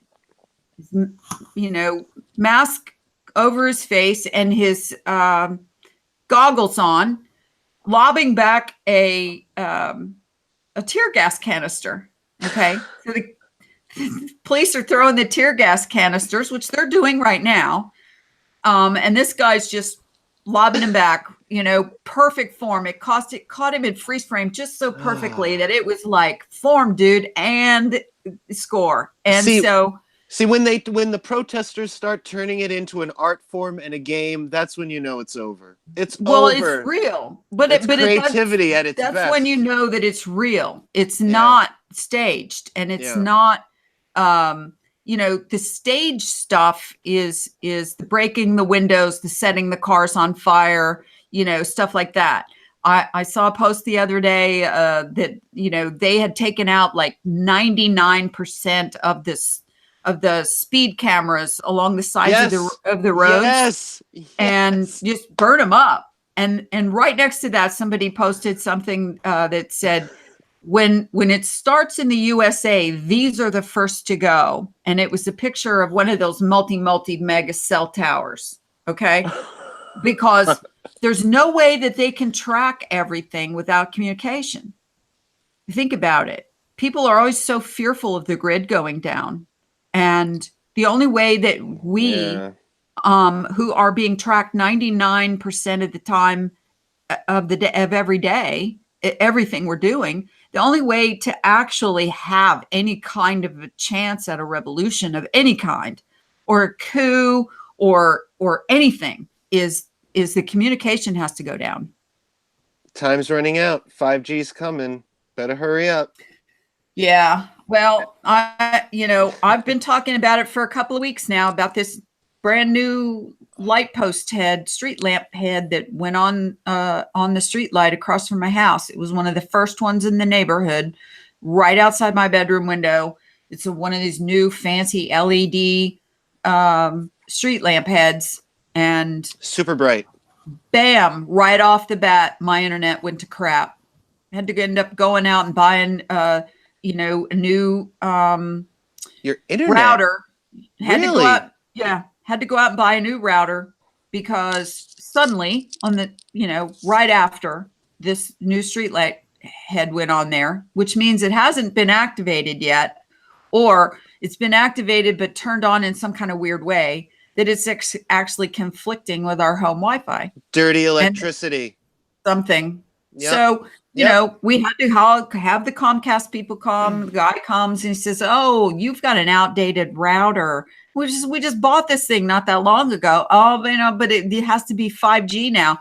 What do you mean? There's no 5G. Oh, well, okay. He did the, there's no 5G. Oh, really? Uh-huh. Oh, that's funny. So, Because yeah. because I had a conversation with a gentleman who tried to sell me on Altice equipment, and I had a very fun conversation with him. He came to the wrong house, surprisingly, and I told him all about how, like, that you won't be able to cross the street if you don't pay your bill because they'll zap you with the frequency. And he's like, yeah, a lot of people don't want these boxes now. I was like, well, I never talked to you. You were never here. Bye-bye. Have a good day. And he's like, yeah, all right, see ya.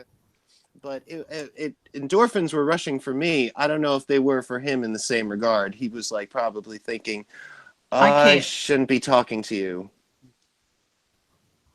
Hello. Are you back? I can see you and I can hear Lawrence. You can hear me? I can hear you and see you. Has Laurie gone now? You broke up there at the end, but I got the gist of it. You've had a good chat from Lawrence, here. do you have 5G coming in over there? Oh, yeah, 5G, yeah. Well, Laurie, John, where in your body do you consider your soul to be? In your physical body, where does the soul live? Right behind my eyes. And where's yours, Laurie? My soul, I feel it most in my gut, in my kind of like a spot between my stomach and my heart. Okay, and your consciousness, where does that reside? That I feel more. It's like just like a little. Sounds crazy, but kind of like a little pipeline between my head and my heart. Like sometimes it's here, sometimes it's down here. Huh. I have no And conscience. I feel you have no conscience? No. That would be great, wouldn't it? Ooh, Oh. Look out for that guy. No, Well, it would be a really different world if we didn't, right? no. Yeah, I see consciousness as consciousness is above the mind. So like the body is because of the mind, and the mind is because of consciousness. And so consciousness is not contained within the mind. The mind, all the minds are contained within the consciousness. That's how I see it now.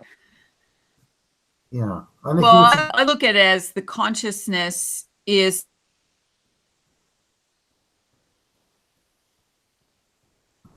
the consciousness is a complete combination of the soul, the heart, the mind, and the senses.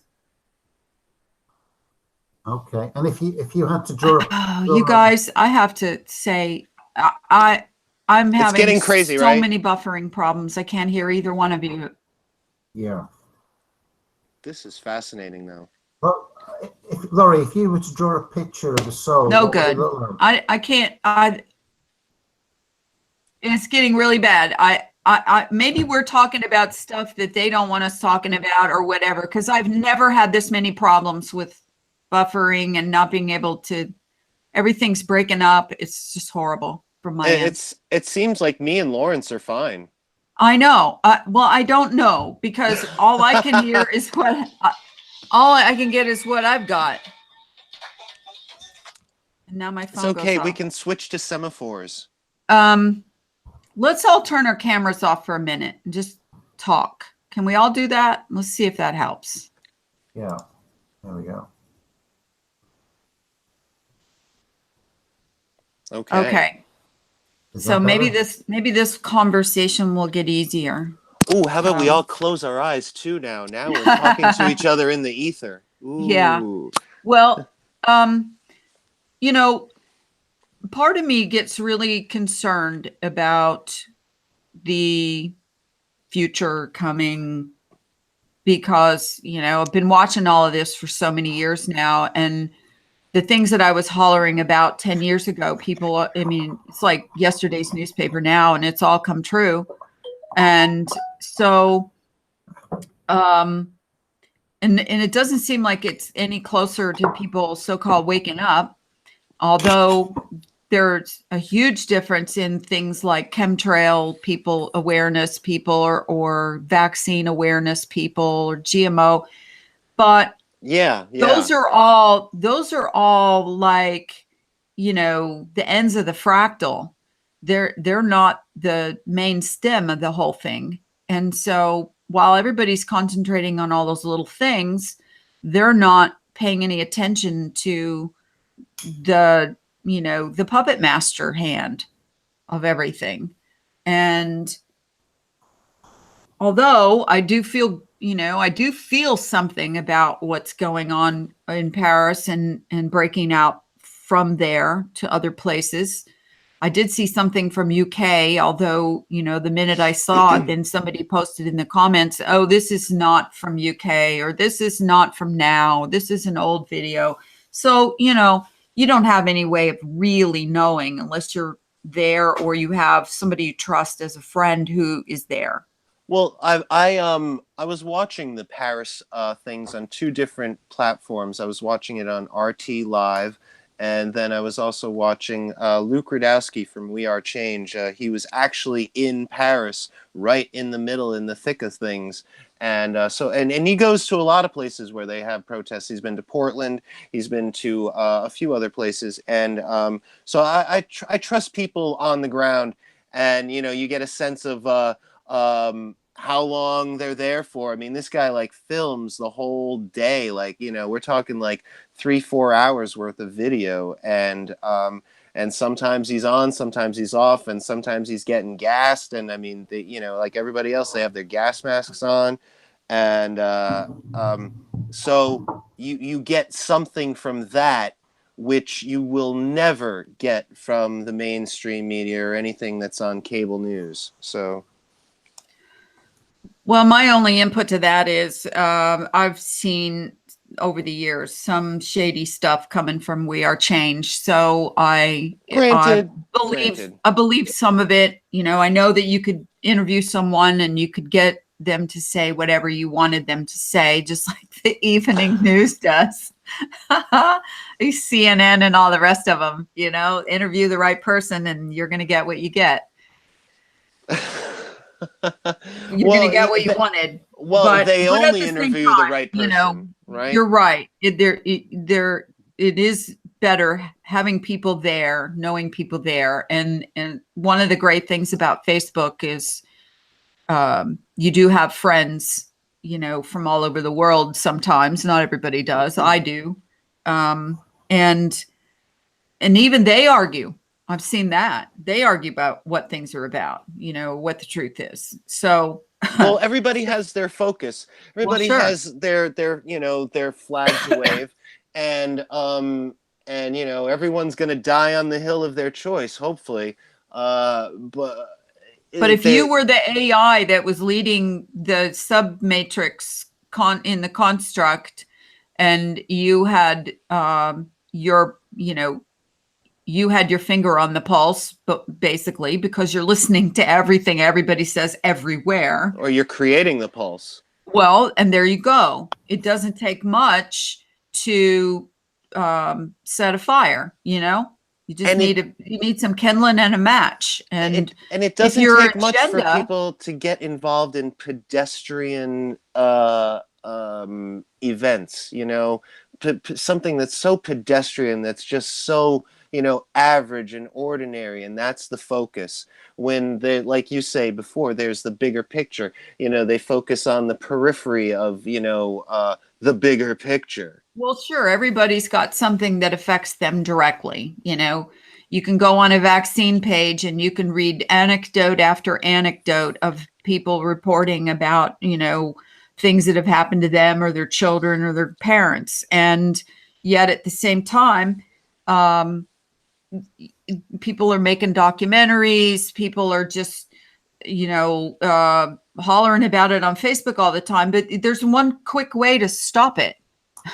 Just say no. No, you're not going to give me an inoculation. You're not going to give me a vaccine, and you're not going to give one to my children. But And if you do that, it's this, non-participation works faster than anything to stop something, in my opinion.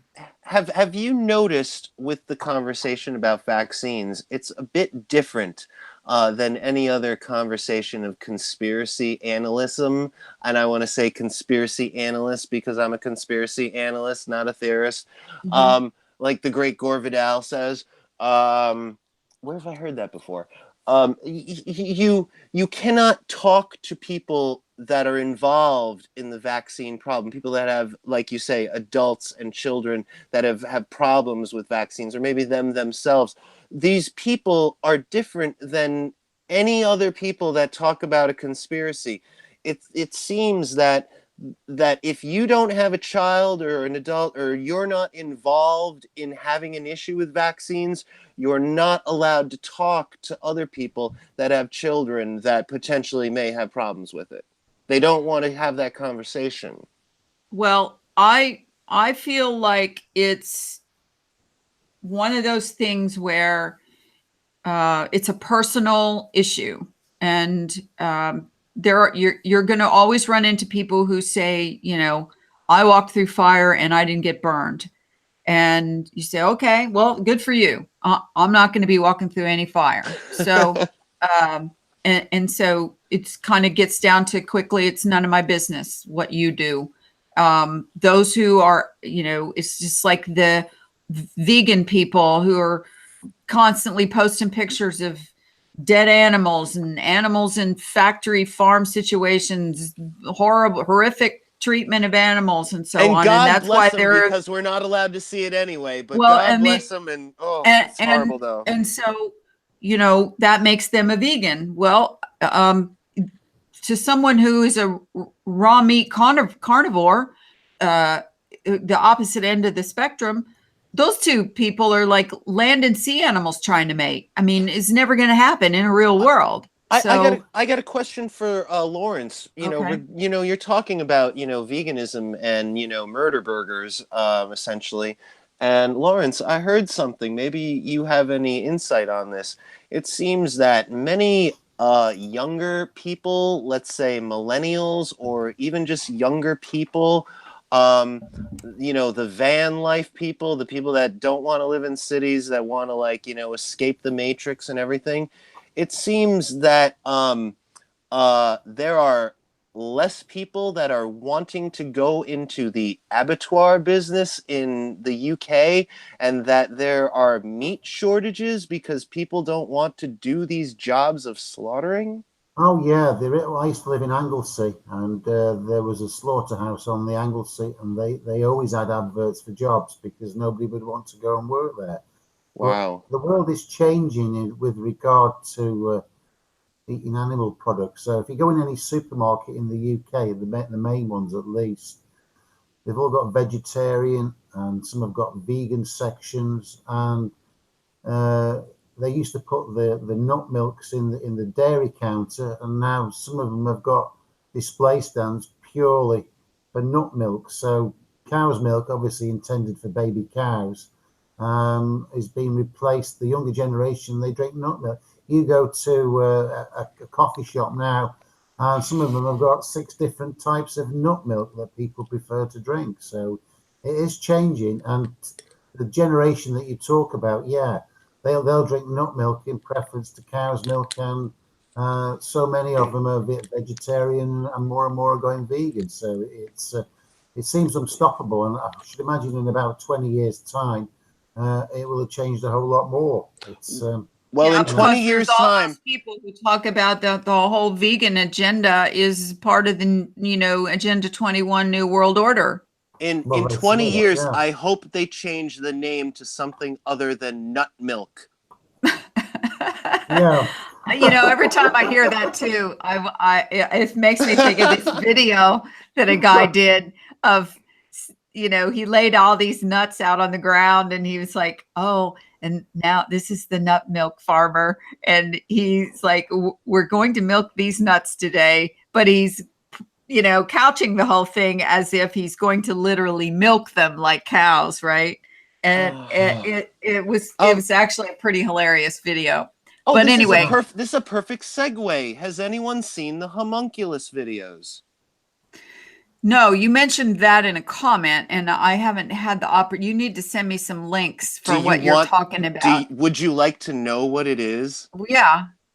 It seems like I did kind of briefly look, but now it's already slipped my mind. It's a Russian gentleman, I believe, who is injecting egg yolks with his own semen and growing things. Oh, growing these tiny men. Yeah, I've seen Yes. I've seen them, yeah. Oh, yeah, that's right. I remember now. Growing tiny men.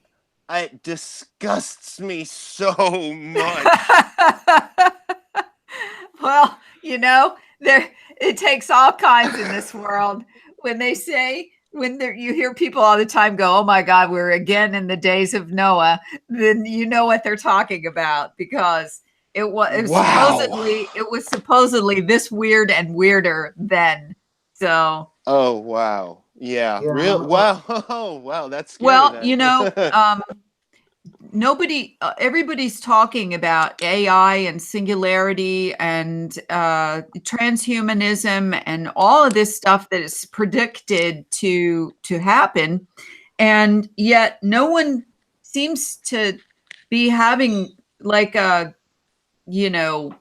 conference about it and making rules about it and saying, maybe we need to extrapolate some of these thoughts out and show where we need to stop.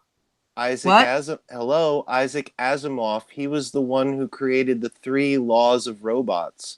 The first law of robots. I know. Yeah. And how have we differed? None. Wow. No, we've totally we don't even care about him. We just put a gun in its hand and whatever. Yeah, make a RoboCop out of it. Yeah, let's use them for military purposes. I mean, we have some missiles. We have no idea what goes on in the bowels of DARPA. Elon Musk, get your flamethrower, put it on this robot. There you go. Right. We're taking it to Mars to shoot aliens and kill them. While we're talking about drinks, when people talk drinks? About we were talking about nut milk. Nut milk. Oh, okay. Yeah. If you talk about alcohol or spirits, spirits, as in they call them spirits. The gin, sure. whiskey, the distilled spirits. Correct. They call it spirits because it invokes bad spirits in the body, and people's overcome complete personality changes when they have too many spirits. What can you say? Racists invented alcohol. Don't drink brown alcohol. Yeah, and you've got all these, people talk about them, but you never get anybody telling you any. You've got star gods talking about the archons, but he never tells us who they are. And I've seen presentations about the jinn shadow people. You've got the demons. You've got all these entities that people say are in our space, but Can I tell you what I think they are? Yeah. Please. They're the disembodied spirits of the Nephilim. All of them. All of them. But they give them different names. Well, think about it. Where else would evil come from? All these evil spirits. There's angels. If there's demons, there's angels. If there's angels, there's demons, right? Because that's the way the world works. There's hot, there's cold. All right. So if there's angels, where are they? They're spirits. They're spirits. Yeah. If there's demons, they're spirits. But they're, they say that you could entertain an angel in your home and wouldn't know it unless they wanted you to. So how is that any different than evil spirits, demon spirits? Would you think these things have a physical form? Well, when they take a physical form, now imagine, okay, if if you took all the spirits of all the people that have ever lived, and those spirits, That's once assuming they none were of them have been recycled. once they were done with their meat suit body, they are no longer here. Now, some people say, okay, well, that's, ghosts are spirits that never left here. All right, possibly some never did, but your spirit is supposed to leave here. If you believe in having a spirit, otherwise, what's the point of a spirit if it just dies with you? And that would just be a soul, or, are they different? And so the Nephilim were they were the offspring of half humans, half fallen angels. Their spirits were not allowed to leave here. And so they still are within our realm, all of them that ever lived.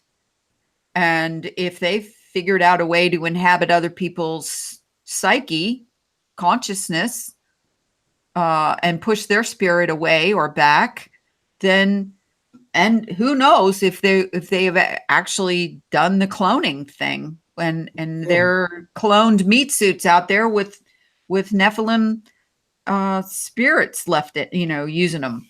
And So Laurie, these demons and spirits and bad forces, are they all part of the construct? everything's a part of the construct while it's inside the construct with us in the biological construct. Yes. So who made the demons then? Did you hear what I just said? They are the disembodied spirits of the Nephilim. The Nephilim died, but their spirits did not leave here. And are these evil spirits? Are they immortal? Yeah, because they're half Nephilim or half fallen angels, and the fallen angels are immortal. What do you mean by immortal? Well, there you go. What do you mean by immortal? What did we start talking about? Immortality of the meat suit, or immortality of the spirit. Yeah, that's why. Okay. Yeah. Meat suit. No meat suit's ever been immortal. No. Where do they hang out? In the meat suits. Have you ever heard of? Drinking nut milk. Sorry, John. I'm so Have sorry. you ever heard of some of these forests that people talk about that are inhabited with these spirits? Yeah. Okay. Yeah. Have you heard about the one in Japan that people go to commit suicide? Where's No. this? Are you talking about the forest? Yeah, it's a forest. Yeah. In The suicide forest. Yeah. Yeah. And they say there's all kinds of spirits still there because There's a documentary about that. Yeah. I have not seen it. There's a movie about it that I just watched not too long ago. Matthew McConaughey was one of the guys that went there to kill himself. Oh, well, now I have to watch it. Oh yeah. Well, okay. Well, So the point is, I'm serious. saved spirits go out of here, and let's just say they go to heaven. Okay, out of this construct. So Wait, let me finish. I'm sorry. Then the spirits of the Nephilim and the spirits of the fallen angels can't leave here. They're trapped here.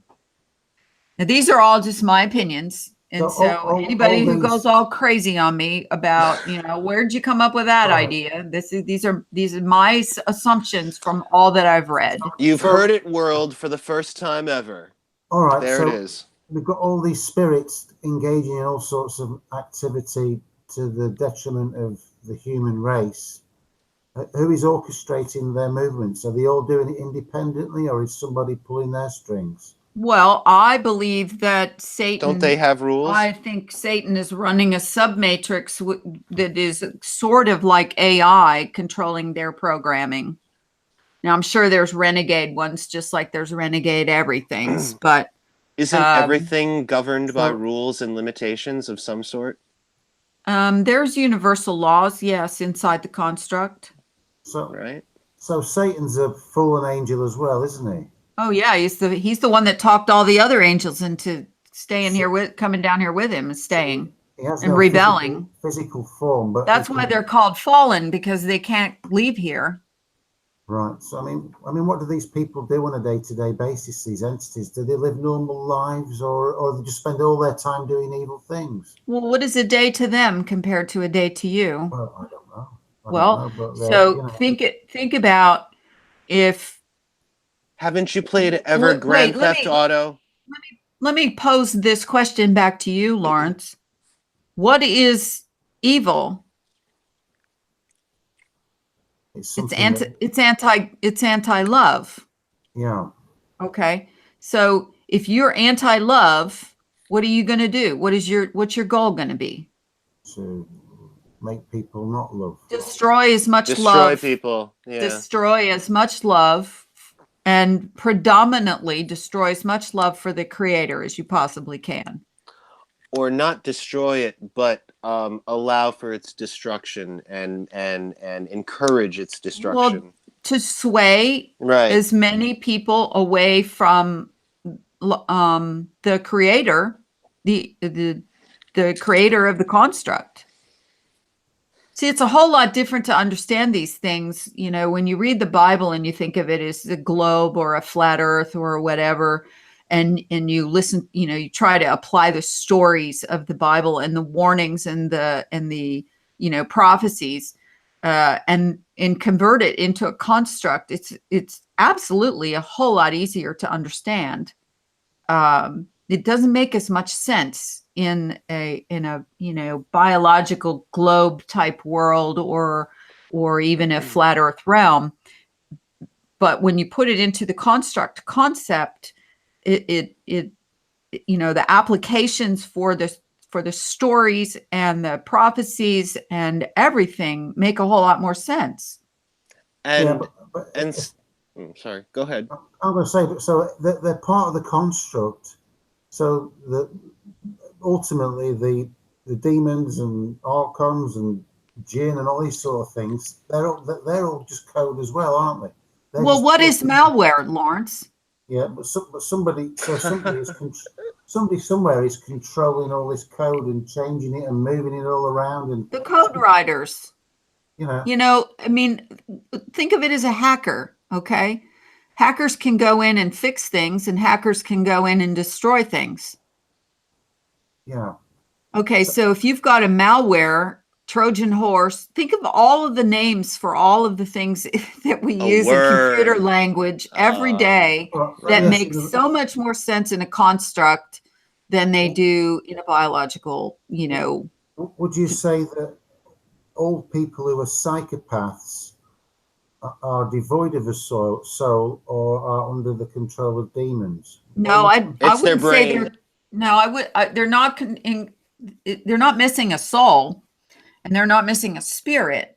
What they are missing is a connection to the love aspect that is programmed in most all of the rest of us. If they only had a brain or a If they or a only had a prefrontal heart, yeah.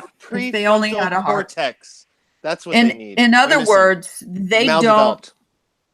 Sorry. they don't have the same ethics and morals and the physical emotional ramifications of damaging other people as a non-psychopath does. Yeah. I mean, there's literally a missing code. You could It's difficult to if understand, there was probably. such a thing as DNA that you could go in and break it down link by link, you could probably find the missing part or identify that it's missing Yeah. in the code. Are psychopaths born psychopaths, or do they become psychopaths? I actually have studied that myself because I've had relationships with psychopaths in my life. They seem to be drawn to me for some reason, and I think there is a nature nurture aspect to psychopaths. I think they can be nurtured out of psychopathy, sociopathy. But it would have to be like almost an angelic person an environment that would get them out of that, or teach it to them or something. I'm not really sure how to say it, but I think I literally think they're missing something. Now, Yeah. can anybody be saved? Think of that word that they use, from a biblical perspective, being saved. What do you do when you save something in a computer? You put it into memory. Right. But what also happens? You have a copy. The file is saved as is. It's uncorrupted, right? Oh, okay. Yeah. Yeah. All right. And so it can't be corrupted because it's been saved. Until you open that again, or somebody hacks it or whatever, it's like in a box, Oh, okay. I see what you're saying. Oh, but All yeah, right. but things you've saved can now be changed, can't they? So they're not secure. What do you mean? My Snow White DVDs got changed. Oh, Secure information. that's not the same kind of saved. That's Oh, no, not what I could save I said from a biblical standpoint. Okay, yeah, all right. Well, I could save a document on But on see, Word. someone could argue with you that nothing changed at all. You just didn't hear it right. No, Or you wanted to hear something certain way and you heard it that way, and then I'm only interested in the truth. well, see, you and I have no reason to argue about that because I didn't hear it. So I wouldn't have any way of saying, no, Lawrence, you're wrong, or yes, Lawrence, you're right, because I didn't get to hear it. I might even buy another copy and see whether they change it. Well, you could.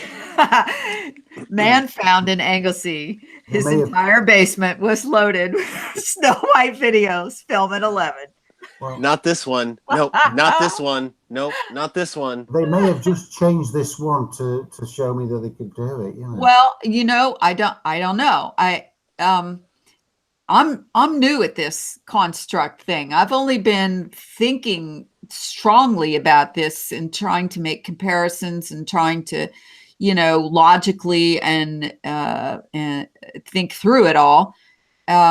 So, I don't have an answer for everything. Trust me on that. But as things happen and as I'm introduced to new ideas and try to test them against my hypothesis, so far, nothing has changed my hypothesis. And it's not, I'm not ignoring any information or any data. If it doesn't fit, then something's got to change about the hypothesis. But so far, I haven't found anything to destroy the hypothesis that we live in a construct. Yeah. And I invite anyone to do that, Where does the construct exist?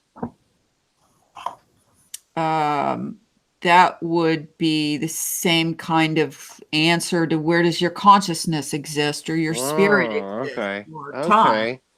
Okay. All right. I like that. Okay. I can't define the parameters of the construct because I can't get outside of it to see it, touch it, feel it. No, it's just when I hear the word construct, my brain starts looking at. Honestly, it starts looking at a wire. How was it constructed? when I'm listening to you, I keep looking at a wireframe globe. Honestly, that's what I keep thinking is like a wireframe. I'm like construct. I'm like, well, no, because if it's flat, it's laid up. Yeah, but I mean, all right. yeah. I'm like, think about the Men in Black movie, and think about the marbles, the cat Orion's belt. Yeah. Okay, and it was the entire universe was in a ball dangling from the cat's collar. Right. So when you think about a construct, you, in the sense that I'm thinking of it, how big is anything? How small is anything? Oh, I get it. Okay. Gotcha. And so, it could be a dot. Yeah, it could be a dot matrix printer we live inside of for all we know. Using those two words together. That was good. I want to ask you a question about the construct, Laurie. I mean, if you can imagine you've got a great big website, it's a whole lot of work for one person to just keep it up to date. Yet the construct of Earth and everything on it is a huge database, whichever way you look at it, who do you see is responsible for all the work that's involved in changing it? Well, Who's doing it? do a search, Lawrence. Do a search on how far ahead mathematically they have predicted eclipses. Yeah. How many years ahead have they been able to predict them? Okay. Want me to do that now? Yeah, just do a quick search and how far into the future have 1,000 eclipses years? been predicted? I mean, if they were doing them 1,000 years, it's at least 1,000 years, 1,000 more. I mean, and if it's 1,000, It's a clockwork. It can be predicted into Yeah. infinity. right? Where's the data that they use to predict it? I've never seen the raw data.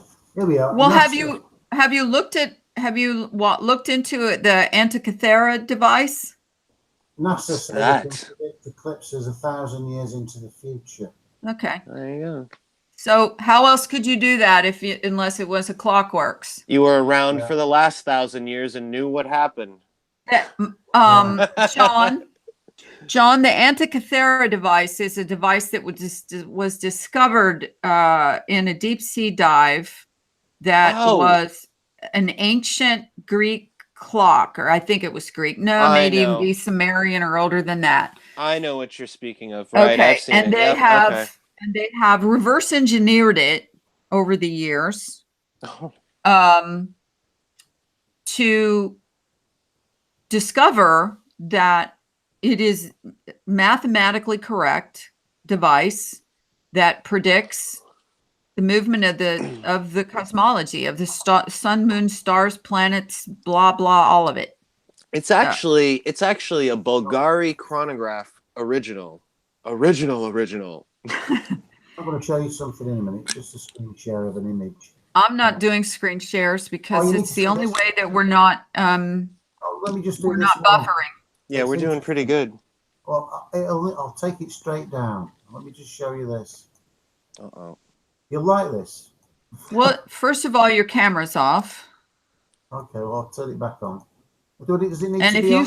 you put something up there that ends up getting us copyrighted, It I'm won't. really am going to come over there and tweak your nose. It won't. It won't.